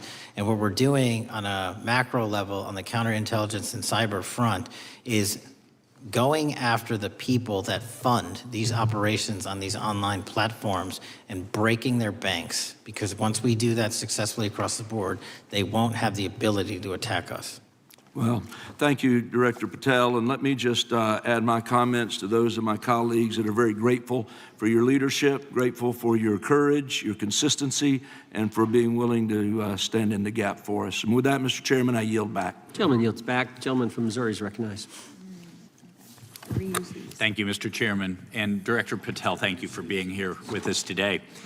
Over the past few years, we have seen a disturbing increase of attacks on Christians and conservatives. Since the leak of the Dobbs decision, there have been 354 attacks on Catholic churches. In the first year following the leak, there were more than 100 attacks against pro-life pregnancy care centers, and the shadowy pro-abortion group Jane's Revenge claimed responsibility for 24 of these attacks. Meanwhile, the Biden FBI focused resources on attacking Catholics and peaceful pro-life protesters like Mark Houck and Paul Vaughn. Many of these attacks on Christians and conservatives were coordinated or praised by dark leftist cells who lurk on the online chat rooms of Reddit, Discord, and game sites. This is a war room for Antifa and violent transgender activists. There have been essentially no incidents of violence by Catholics, pro-lifers, or parents at school board meetings, but there have unfortunately been multiple shootings motivated by leftist and transgender ideology, including recent attacks in Nashville, Colorado Springs, Denver, and Aberdeen. Worse, the targeted violence reached a boiling point this past month. A few weeks ago, an anti-Christian transgender terrorist murdered 2 children and injured 17 in a shooting at a Catholic mass. And last week, while we were sitting in this committee room almost to the hour, Charlie Kirk was assassinated by a 22-year-old who appears to have been motivated by leftist and transgender ideology. As you confirmed yesterday to my Senate colleagues, he may not have acted alone, and you testified that in his online chat room of more than 20 trans ideologues that you were aware, I believe you said many more, many were aware of and possibly complicit in the assassination. Director Patel, in light of the increased violence emanating from the far left, is your FBI investigating this violent trend of anti-religious, Antifa, and transgender-driven violence?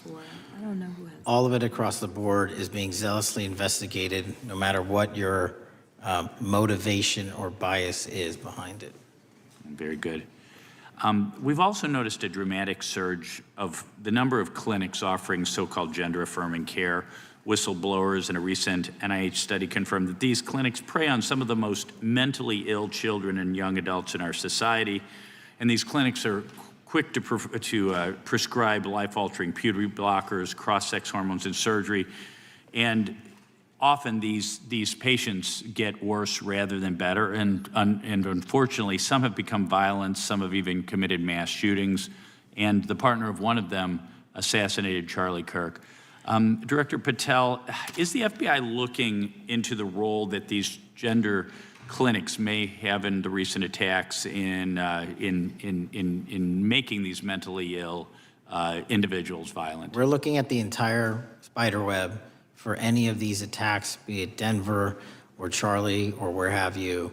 And that's why our investigations are ongoing. We don't have a final product yet. One of my Democrat colleagues, as an aside, mentioned, quote, the federal takeover of our cities. And I don't know whether my Democrat colleagues, for some reason, liked Washington, D.C. better when it was more dangerous and more violent, when there were more robberies and carjackings and murders and rapes. But what has the crime picture in Washington, D.C. looked like since the so-called federal takeover? 2,100 arrests, 37% decrease in violent crime, same time last year, 60% decrease in gun crimes, 74% decrease in carjackings, and 53% reduction in homicides in Washington, D.C. in the last month alone. Very good. And I thank you so much for your testimony. I know it's been a long day, so I'll give you a little break and yield back the rest. Gentleman yield? My time. Gentleman yield? To me? Yes, and yes. Director Patel, what's a 302? It's a report, the number of the report, whenever an FBI agent goes out and interviews someone. And are you familiar with the 302 where the FBI agent interviewed the whistleblower who's come forward and talked about the former chair of the Intel Committee here in the House pushing staff members to leak classified information? Well, I'll just read from it. Staffers were instructed to use, this is from the 302, interview this person. Staffers were instructed to use any sources that had developed within the United States intelligence community to gather information, which would then be made public through the media in order to compel public opinion. You familiar with that? I am. Yeah, and that's how they played the game, wasn't it? Leaking information, classified or otherwise, true or otherwise, to create this public opinion to compel action to undermine the president. Is that accurate? I believe so. Just one other point I would make from this. This witness also said in the 302 that the agent recorded that the witness provided the interviewing agents with copies of both his handwritten notes and an email. So he gave them the stuff he wrote, and at the actual time this was taking place. That's all in the 302, right? Yes, sir. All right. Mr. Chairman. Mr. Chairman. Gentleman from Missouri. Mr. Chairman, I would like to submit for the record an article from The Hill, Massive Crime Drop in D.C., City Sees Zero Murder Week, dated August 25th, 2025. And I'd also like to submit for the record an article from the New York Times, dated April 18th, 2025. Man who set fire on Shapiro's mansion cited treatment of Palestinians, police say. Yeah, thank you. Without objection. I have Gentlelady from UC. Texas and then Pennsylvania. Thank you so much. My first UC is the FBIAA letter to Congress on summary terminations, where it states denying fundamental due process and summarily dismissing special agents will only make it harder to protect our nation. These actions distract agents from their work, foster fear that their assignments could cost them their careers either now or under the next administration, and increase the risk of criminal and national security threats by undermining unity and morale within the Bureau. Without objection. The next one is a CNN article. FBI agents are again pulled from their day jobs to address a Trump priority. It states, morale is the worst I've seen, said one law enforcement source. The Bureau is becoming unrecognizable. Lots of people are weighing really difficult decisions right now. Without objection. Gentlelady from Pennsylvania is recognized. Thank you, Mr. Chair. I'd request unanimous consent to introduce into the record a September 16th, 2025 article in the New Republic entitled DOJ Quietly Deletes Study on Politics of Domestic Terrorists. The Justice Department has taken down a study that proves Republicans' entire narrative wrong about left-wing violence. Without objection. Thank you. Gentleman from Washington is recognized. Thank you, Mr. Chair, and thank you, Director, for being here. I think without question we can say that Donald Trump has been tougher on crime and tougher on international terrorism than any president in American history. I imagine that brings you a lot of satisfaction and pride as director of America's foremost law enforcement agency. Recently, President Trump conducted very strategic and important strikes on Iran's nuclear apparatus in that country. We also know that there are concerns of significant Iranian sleeper terrorist cells here in the U.S., perhaps exacerbated by the open border during the Biden administration. What can you tell Congress and the American people about what the FBI is doing to safeguard us from potential terrorist attack by Iranian cells? So our counterterrorism division, which is fully stocked up, watches for reflections in the intelligence streams that our intelligence community collects and produces, and works hand in glove with our partners at the CIA and elsewhere to make sure that any threat, even if it's hearsay, double hearsay, triple hearsay, or totally incredible, is not only fully run down, but we also take our duties to notify and give defensive briefings to those who are mentioned in those intelligence reports to make sure that we do both our notification obligation and our investigatory obligation. Thank you. The FBI is also the foremost counterintelligence apparatus here in the U.S. We know the U.S. faces a more complex threat of global, more complex array of global threats than any time perhaps World War II or even superseding that time. As America continues to be under attack from various intelligence agencies globally, what can you tell us about the counterintelligence operations of the FBI as a core function? This is why the CI mission is so important to the FBI, because as you said, no one else can do it. No one else has the authorities to do it. And even if they did, they don't have the capabilities to do it. And the CI mission has to be headquartered in Washington, but have far-reaching capabilities because we have to face against our adversaries in the DPRK, in Russia, China, Iran, and elsewhere. And in order to do that, we have to have dedicated intelligence professionals on those target sets.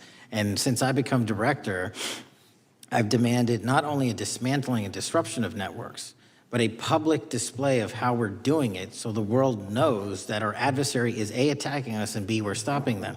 And that's why you've seen these dramatic increases in counterintelligence arrest in the PRC by 33%, in Russia 83%, in Iran 60%. We are showing the world that they are trying to engage in espionage activities against us, and we are holding them accountable publicly.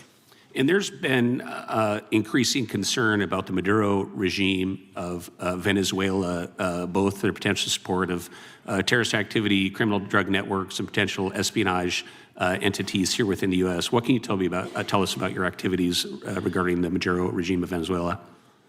Generally speaking, one of the largest transshipment points and shipment points for narcotics out of South America, Colombia, obviously, and also Venezuela, is being utilized heavily by the narco traffickers to send up cocaine, meth, and fentanyl, and excuse me, all the other illegal narcotics through the island chains in the Caribbean Ocean and ultimately for America. So there has to be more work done in the region to stop those navigable waterways from being traversed with drugs bound for America. And finally, Mr. Director, what is the one thing that Congress could most do in terms of passing a law to best support the FBI in making America safer and more secure? Get us more authorities to get online, to get onto social media companies, gaming platforms, have legal access, and also have private partnerships with the FBI of those companies and allow them to report into us on a daily basis. There is no human being or AI system on earth that can go out there and cover down on the threat in those theaters. And so we need the assistance, and we need more authorities, and we need the private sector to double down. Well, thank you very much for all you're doing, all the men and women of the FBI are doing to keep us safe. And I yield back. Gentleman yields back. Got a UC request from the gentleman from Arizona. Thank you, Mr. Chairman. I have an article titled, FBI Flooded with Record Number of New Agent Applications Kash Patel's First Month. The FBI saw 5,577 new agent applications in March and more than 10,000 since January. Without objection. The gentleman from Kansas is recognized. Thank you, Mr. Chairman, and Director, thank you for being here. I have listened carefully to all the discussion in this hearing. I've reached two top-line conclusions. First, I am glad I don't have your job. And second, I am glad you do. Thank you for being willing to step up and serve in this role. I'd like to plow a little bit of ground that we've not spent a lot of time on so far and explore. You mentioned, and I'm well aware of your strong commitment to partnering with state and local law enforcement authorities. Obviously, one of the missions is in the counter-drug space. Another is in the forensic laboratory space, where both you and a lot of local and state agencies cooperate in terms of evidence analysis. From the state side, programs such as the HIDA programs, very, very important in counter-drug, such as the Coverdell grants, very, very important in maintaining state laboratory capacities. Would I be correct in concluding that if we are able to maintain robust funding for those types of programs, including both Coverdell and HIDA, that would contribute to the safety of the United States and to your mission? Absolutely. Director, you have talked a little bit about some of the counter-drug work that you've been doing. One thing we haven't talked about yet, the President, in one of his first actions upon taking office back in January, designated a number of the cartels as foreign terrorist organizations. That's not just a paper transaction. I believe the list has been expanded since those first actions.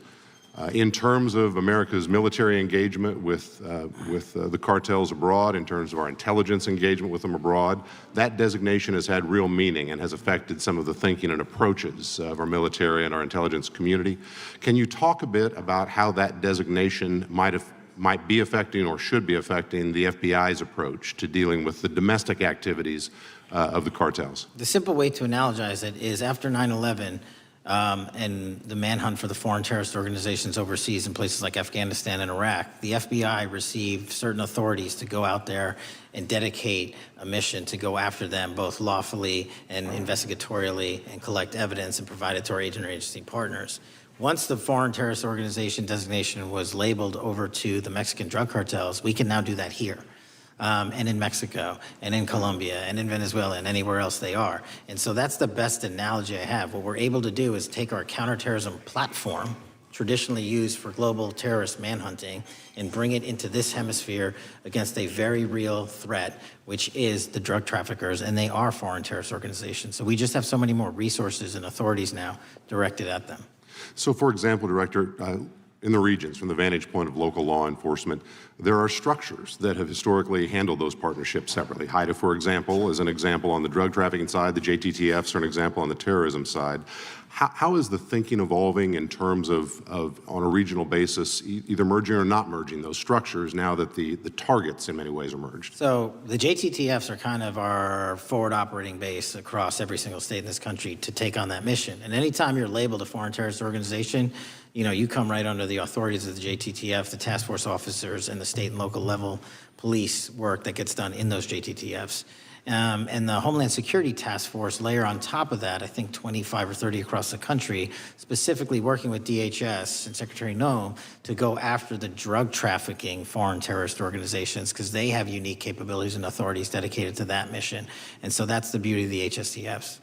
Let me ask you an adjacent question, Director. I noticed in your written testimony, I don't think we've talked about it yet, you brought to our attention an expiring authority. It's in 6 U.S.C. 124N with respect to counter-UAS drones.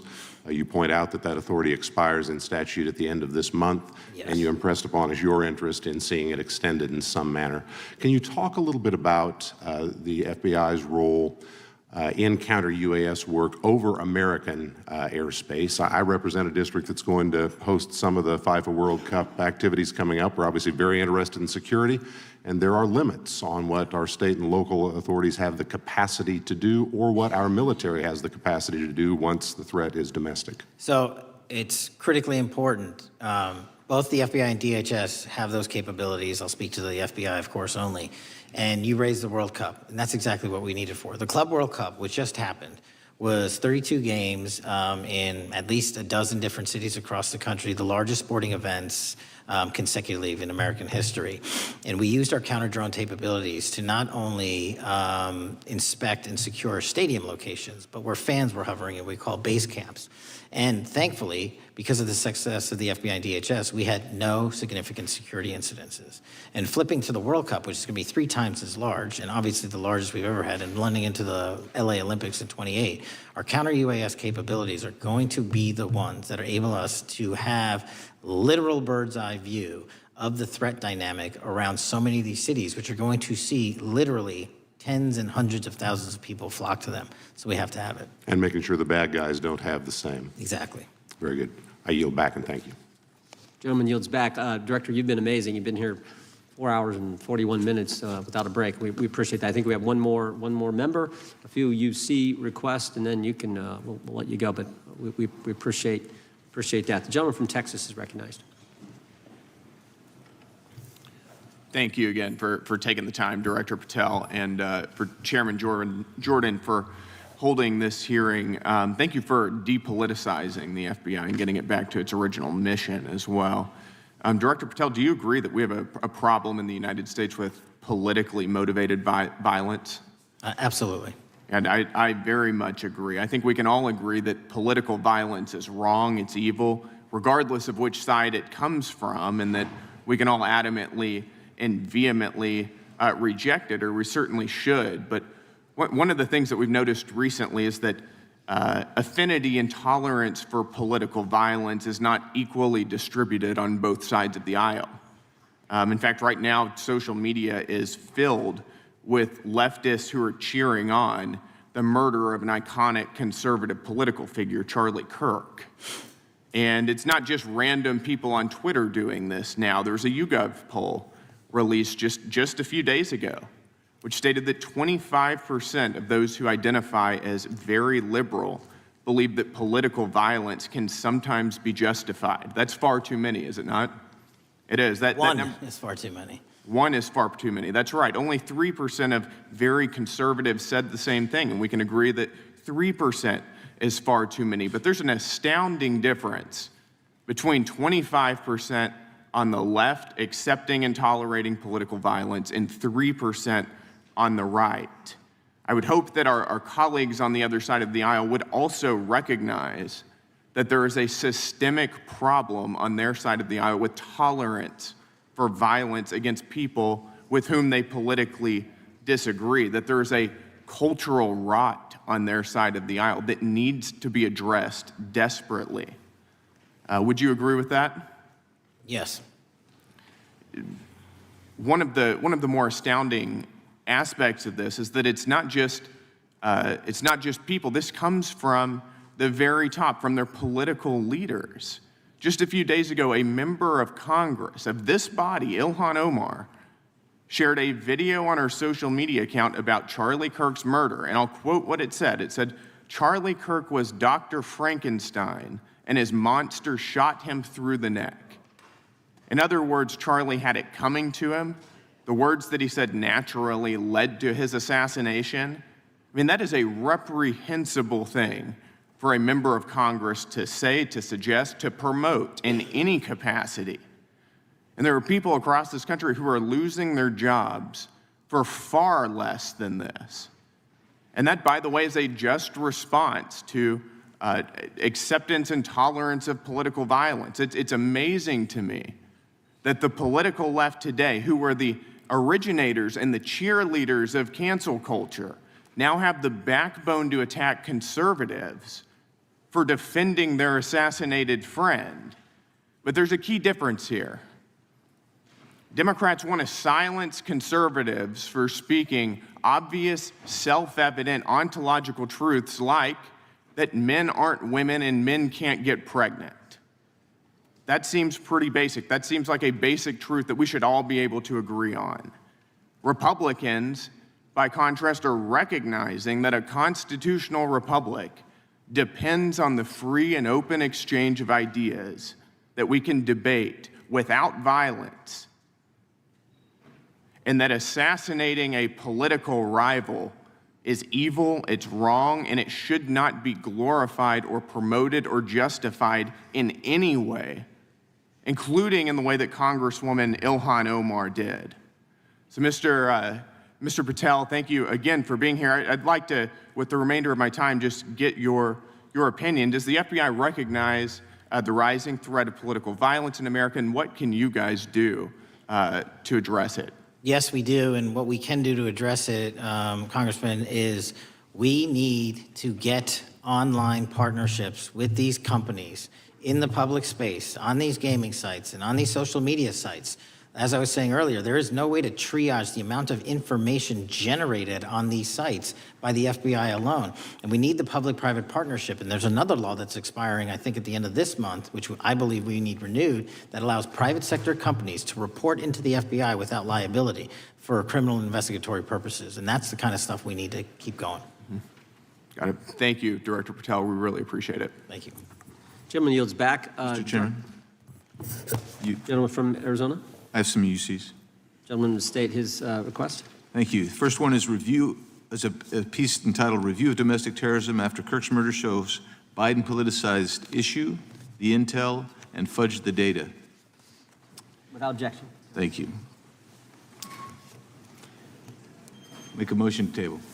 Oh, no, we got to recognize the ranking member for his motion. It's just a UC request. The gentleman's recognized for a UC request. Thank you, Mr. Chairman. This is the ADL report issued February 21, 2025, titled murder and extremism in the United States in 2024, concluding that for the third year in a row, every single extremist-related murder in the United States in 2024 was committed by right-wing extremists, 8 of the 13 involving white supremacists and 5 having connections to far-right anti-government extremists. Without objection. Gentlelady from Pennsylvania is recognized for unanimous consent. Yes, thank you. I have a couple articles here.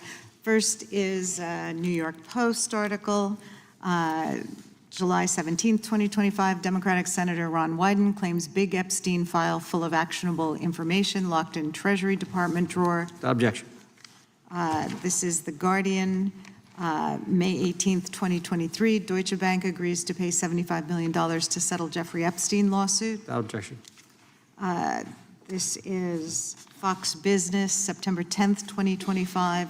JP Morgan processed over $1 billion for Jeffrey Epstein despite internal concerns over sex offender status. Without objection.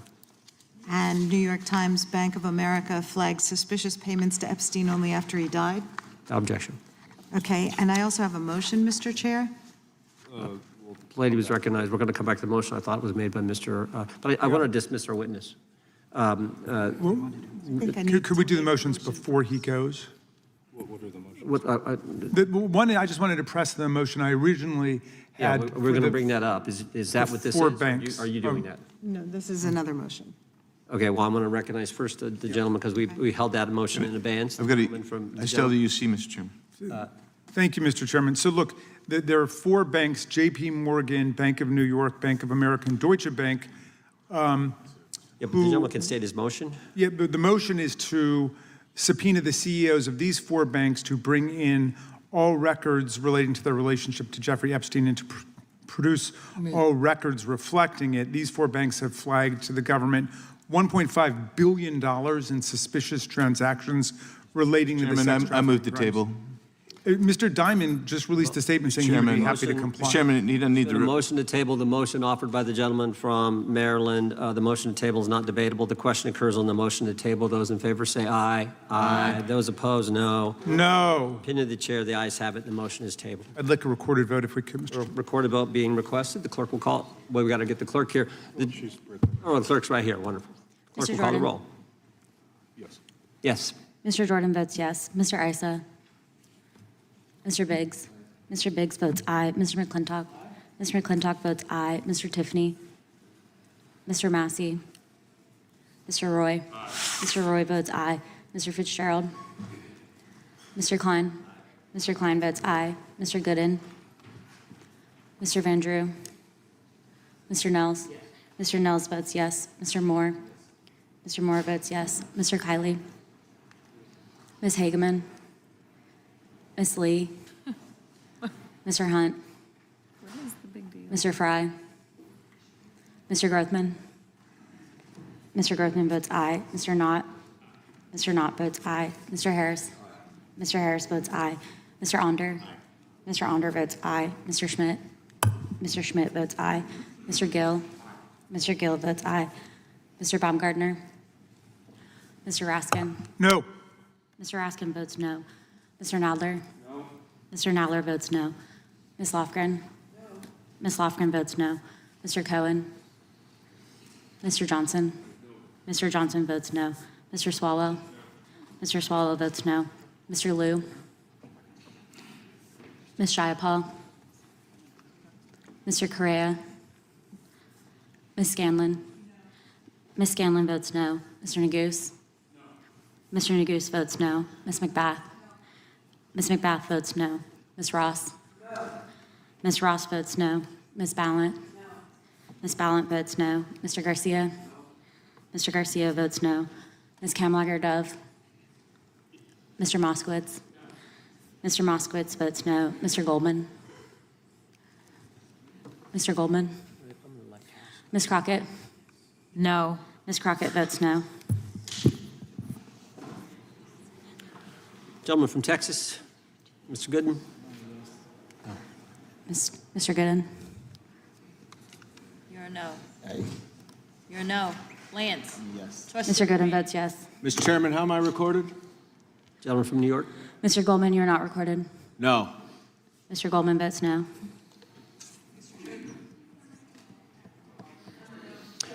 Gentlelady from Washington. Ms. Jayapal votes no. Gentleman from California. Gentlelady from California. Mr. Liu votes no. Ms. Kamlager-Dove votes no. Gentleman from Kentucky. Mr. Massey votes no.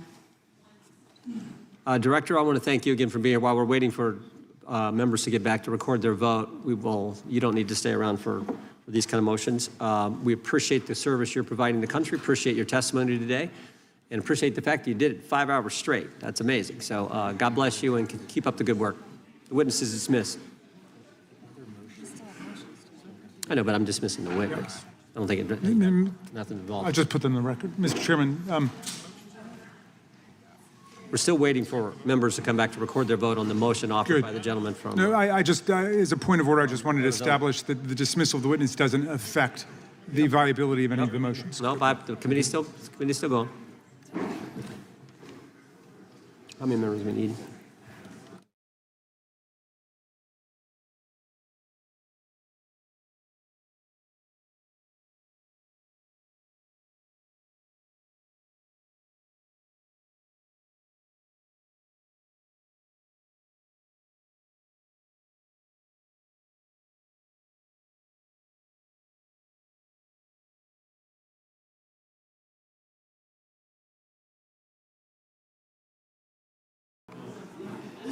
Madam Clerk, point of order.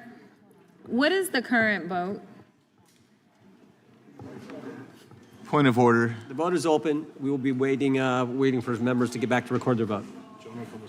Gentleman from Wisconsin is recognized. Mr. Fitzgerald votes aye.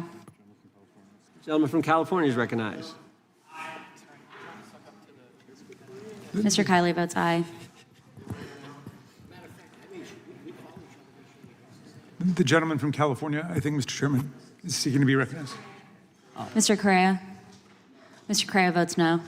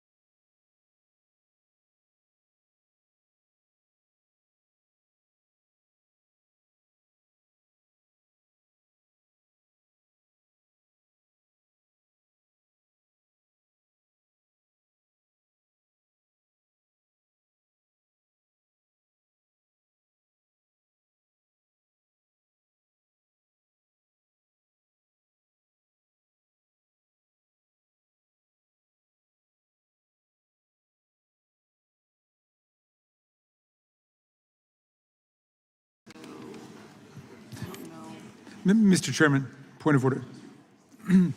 Gentleman may state his point. A number of members have conflicting markups and committee hearings going on right now, and I'm just wondering how long are we going to hold this open? My read on the vote is that right now it's 18 of 14, 17? It's 1916. 19 to 16? We're going to give members an opportunity. As you point out, as the ranking member points out, members have numerous obligations, different committees going on, but we want to give everyone an opportunity to record their vote, and that's why we're waiting. Mr. Chair, point of order. We'll state a point of order. Couldn't we just be debating instead of sitting here waiting? There's a motion on the table. There was a motion offered by the ranking member, a motion offered motion to table offered by a member, and that's what's on the table right Mr. now. Vandrew, you are not recorded. Mr. Vandrew votes yes. Right.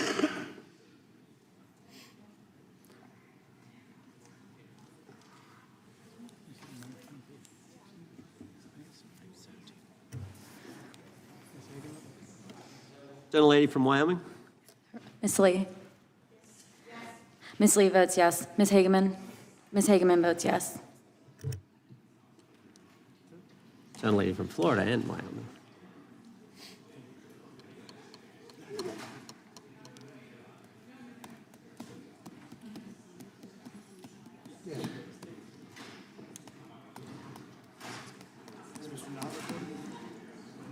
Mr. Knott, you're recorded as yes.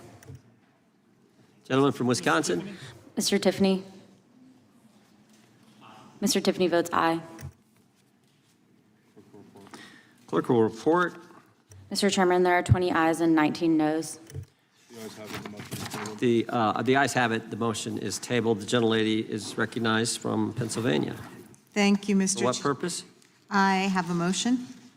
Gentlelady, may state the motion. Okay. Pursuant to Clause 2K6 of Rule 11, I move that the committee subpoena U.S. Treasury Secretary Bessent to produce or otherwise make available to the committee all suspicious activity reports in the possession of the Treasury Department, identifying the roughly $1.5 billion in Gentleman from suspicious transactions. California is recognized. I move to lay the motion on the table. The motion is not debatable. I didn't finish. She hadn't completed the motion. Is it proper to cut it off before it's completed, Mr. Chairman? Finish your last sentence there. The gentlelady can finish. Okay, so we're asking them to identify the roughly $1.5 billion in suspicious transactions related to the sex trafficking crimes of Epstein, Maxwell, and their co-conspirators. And as we know, Mr. Chairman. Mr. Patel said that the Treasury Gentleman's might recognized. have that Lay the information. motion on the table. Yep. The motion is not debatable. The question occurs on the motion to table. Those in favor say aye. Aye. Those opposed, no. I request a recorded vote. Recorded vote being requested. The clerk will call the roll. Mr. Jordan? Yes. Mr. Jordan votes yes. Mr. Issa? Yes. Mr. Issa votes yes. Mr. Biggs? Mr. Biggs votes aye. Mr. McClintock? Mr. McClintock votes aye. Mr. Tiffany? Mr. Tiffany votes aye. Mr. Massey? Mr. Massey votes no. Mr. Roy? Mr. Roy votes aye. Mr. Fitzgerald? Mr. Fitzgerald votes aye. Mr. Klein? Mr. Klein votes aye. Mr. Gooden? Mr. Gooden votes aye. Mr. Van Drew? Yes. Mr. Van Drew votes yes. Mr. Nels? Mr. Nels votes yes. Mr. Moore? Mr. Moore votes yes. Mr. Kiley? Mr. Kiley votes aye. Ms. Hageman? Ms. Hageman votes aye. Ms. Lee? Ms. Lee votes aye. Mr. Hunt? Mr. Fry? Mr. Fry votes aye. Mr. Grothman? Mr. Grothman votes aye. Mr. Knott? Mr. Knott votes aye. Mr. Harris? Mr. Harris votes aye. Mr. Onder? Mr. Onder votes aye. Mr. Schmidt? Mr. Schmidt votes aye. Mr. Gill? Mr. Gill votes aye. Mr. Baumgartner? Mr. Baumgartner votes aye. Mr. Raskin? No. Mr. Raskin votes no. Mr. Nadler? No. Mr. Nadler votes no. Ms. Lofgren? Ms. Lofgren votes no. Mr. Cohen? Mr. Johnson? Mr. Johnson votes no. Mr. Swallow? Mr. Swallow votes no. Mr. Liu? Ms. Jayapal? Mr. Correa? Ms. Scanlon? No. Ms. Scanlon votes no. Mr. Neguse? Ms. McBath? Ms. Ross? Ms. Ross votes no. Ms. Ballant? Ms. Ballant votes no. Mr. Garcia? Mr. Garcia votes no. Ms. Kamlager-Dove? Mr. Moskowitz? Mr. Goldman? Mr. Goldman votes no. Ms. Crockett? No. Ms. Crockett votes no. Ms. Jayapal votes no. Gentlelady from California. Ms. Kamlager-Dove is not recorded. Ms. Kamlager-Dove votes no. Gentleman from California. Mr. Liu, you are not recorded. Mr. Liu votes no. Mr. Moskowitz? Mr. Moskowitz votes no.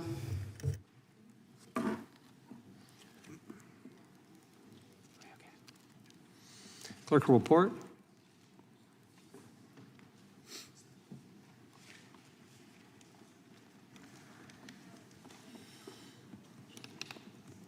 Mr. Chairman, there are 23 ayes and 16 noes. Motion to table carries. Mr. Chairman, I have a motion. Gentleman can state his motion, is recognized to state his motion. Great. I hope that champion of free speech, Mr. McClintock, lets me read it. Mr. Chairman, pursuant to Clause 2K6 of Rule 11, I move that the committee subpoena Deputy FBI Director Dan Bongino to produce and testify what the director is unwilling to discuss and share with Congress. the files related to Jeffrey Epstein, including witness interview records, including FBI Forms 302, search warrant materials, records relating to the initiation of investigations, records relating to financial transactions and payments, evidence collected from wiretaps. The FBI director said today that they've already released these documents. Bongino has reportedly considered resigning from his position over the refusal to release the full Epstein files. I'm delighted to Perhaps there'll see be that more my forthcoming. colleague can read, and I move to lay his motion on the table. Motion is not debatable. The question occurs on the motion to table. Those in favor will say aye. Aye. Those opposed, no. No. Opinion of the chair, the ayes have it, and the motion is tabled. I also can call for a vote, Mr. Chairman, recorded vote. Recorded vote being requested. The clerk will report, or will, excuse me, call the roll. Mr. Jordan? Yes. Mr. Jordan votes yes. Mr. Issa? Yes. Mr. Issa votes yes. Mr. Biggs? Mr. Biggs votes aye. Mr. McClintock? Mr. McClintock votes aye. Mr. Tiffany? Mr. Massey? Mr. Massey votes no. Mr. Roy? Mr. Roy votes aye. Mr. Fitzgerald?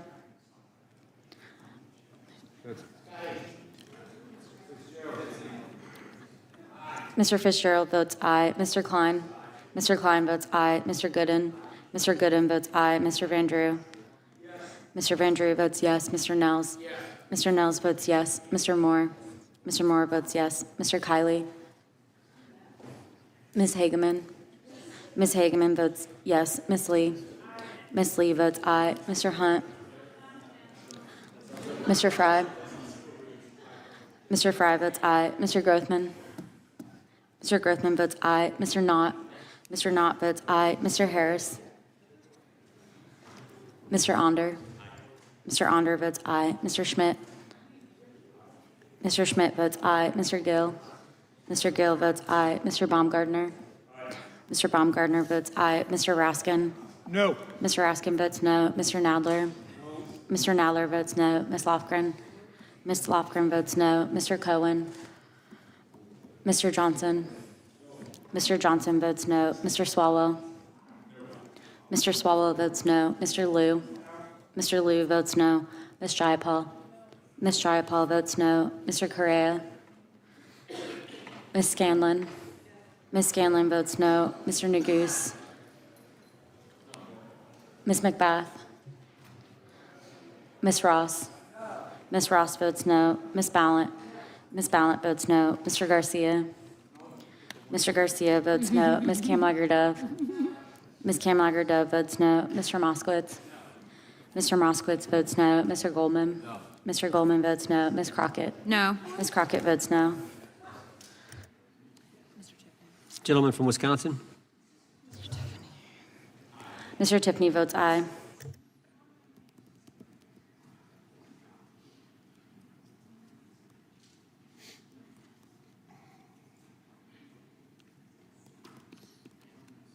Clerk will report. Mr. Chairman, there are 21 ayes and 16 noes. Motion to table is successful. That concludes today's. Nope, I've got one. The gentlelady from Texas is recognized. Thank you, Mr. Chair. I'll tell y'all when I'm done reading. Mr. Chair, pursuant to Clause 2K6 of Rule 11, I move that the committee subpoena the head of the Bureau of Prisons, William K. Marshall, to discuss and produce all records relating to the transfer of Jeffrey Epstein, co-conspirator and child sex trafficker, Ghislaine Maxwell, in apparent violation of BOP policies regarding sex offenders, to include all BOP communications with DOJ, FBI, and the White House. BOP transferred Maxwell to a minimum security Mr. camp Chairman. following her interview with President from Trump's California is former recognized. personal Move to lay the motion attorney on the table. and now Deputy been a motion. Attorney General Todd Blanche. Motion to I am table done is reading not now. debatable. This question occurs on the motion to table. Those in favor will say aye. Aye. Those opposed, no. No, Opinion of the chair, the ayes have it. I'd ask for a recorded Recorded vote. vote being requested. The clerk will call the roll. Mr. Jordan? Yes. Mr. Jordan votes yes. Mr. Issa? Mr. Issa votes yes. Mr. Biggs? Mr. Biggs votes aye. Mr. McClintock? Aye. Mr. McClintock votes aye. Mr. Tiffany? Aye. Mr. Tiffany votes aye. Mr. Massey? No. Mr. Massey votes no. Mr. Roy? Mr. Roy votes aye. Mr. Fitzgerald? Mr. Fitzgerald votes aye. Mr. Klein? Mr. Klein votes aye. Mr. Gooden? Mr. Gooden votes aye. Mr. Van Drew. Mr. Van Drew votes yes. Mr. Nels. Mr. Nels votes yes. Mr. Moore. Mr. Moore votes yes. Mr. Kiley. Ms. Hageman. Ms. Hageman votes yes. Ms. Lee. Ms. Lee votes aye. Mr. Hunt. Mr. Fry. Mr. Fry votes aye. Mr. Grothman. Mr. Grothman votes aye. Mr. Knott. Mr. Harris. Mr. Knott. Mr. Knott votes aye. Mr. Harris. Mr. Onder. Mr. Onder votes aye. Mr. Schmidt. Mr. Schmidt votes aye. Mr. Gill. Mr. Gill votes aye. Mr. Baumgartner. Mr. Baumgartner votes aye. Mr. Raskin. Mr. Raskin votes no. Mr. Nadler. Mr. Nadler votes no. Ms. Lofgren. Ms. Lofgren votes no. Mr. Cohen. Mr. Johnson. Mr. Johnson votes no. Mr. Swallow. Mr. Swallow votes no. Mr. Liu. Mr. Liu votes no. Ms. Jayapal. Ms. Jayapal votes no. Mr. Correa. Ms. Scanlon. Ms. Scanlon votes no. Mr. Nagoose. Ms. McBath. Ms. Ross. Ms. Ross votes no. Ms. Ballant. Ms. Ballant votes no. Mr. Garcia. Mr. Garcia votes no. Ms. Kamlager-Dove. Ms. Kamlager-Dove votes no. Mr. Moskowitz. Mr. Moskowitz votes no. Mr. Goldman. Mr. Goldman votes no. Ms. Crockett. Ms. Crockett votes no.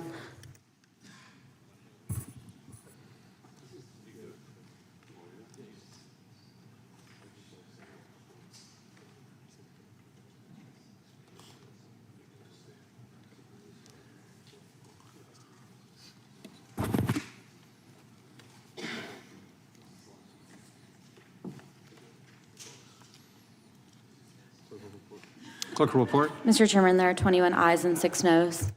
The motion to table is agreed to. Mr. Chairman, point of inquiry.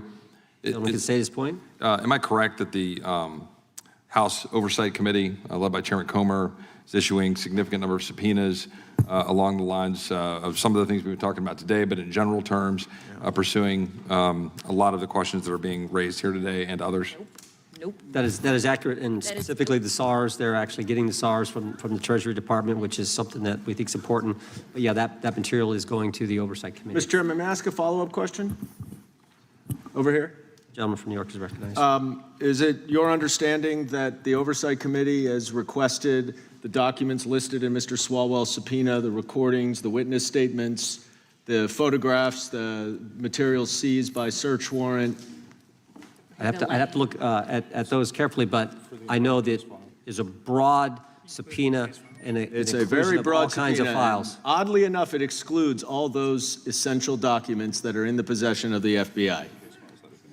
I think that'll be included in the case files that have been subpoenaed. The chair recognizes the gentleman from Arizona. I have a UCs, several UCs. Gentleman can state his unanimous consent request. Yeah, first one is Democrat running for Attorney General issues profanity-laced Charlie Kirk post. Without objection. Next one, Cleveland Fire Chief removed from duty over incendiary Charlie Kirk social media post. Without objection. Next one, generic condemnations of political violence won't stop the left from escalating it. Without objection. Next one is a few weeks before Charlie Kirk was assassinated, CNN runs widely viewed interview with Destiny describing Charlie Kirk as spawn of Satan. Without objection. And let's see here. I think the next one is, gosh, I'm having trouble finding it, sir. Dang it. I will submit it for the record later, the rest of these. I have another 30, so I'll just submit this later. Speaker, Mr. Chairman. Gentleman from New York is recognized for what purpose? Point of information with respect to everything that Mr. Biggs just read. So what? It's all free speech. First Amendment is alive and well in this great country, and thank the good Lord for that. Mr. Chairman. The gentleman from Florida. For what purpose does the gentleman seek recognition? Point of inquiry. To the question that Mr. Roy was raising about how that is being done in the Oversight Committee, I'm just curious, was Mr. Roy asking because he believes that should be done in the Judiciary Committee instead, or he was just confirming that it's being done in general? I don't know the motives behind Mr. Roy's statement. I just know what Mr. Roy said. I think Mr. Roy's here. Yeah, that concludes it. Well, you can talk to him. You can go talk to him. You can walk right across the thing. That concludes today's hearing. Final UC? Man, this is a record day for UCs. Go ahead. The gentleman from Maryland's recognized for the final UC. Thank you. This is it. Timeline suggests Trump team changed its tune on Epstein files after Trump was told he was in them. CNN Politics. Without objection, all members will have 5 legislative days to submit additional written questions for the witness or additional materials for the record. Without objection, the hearing is adjourned.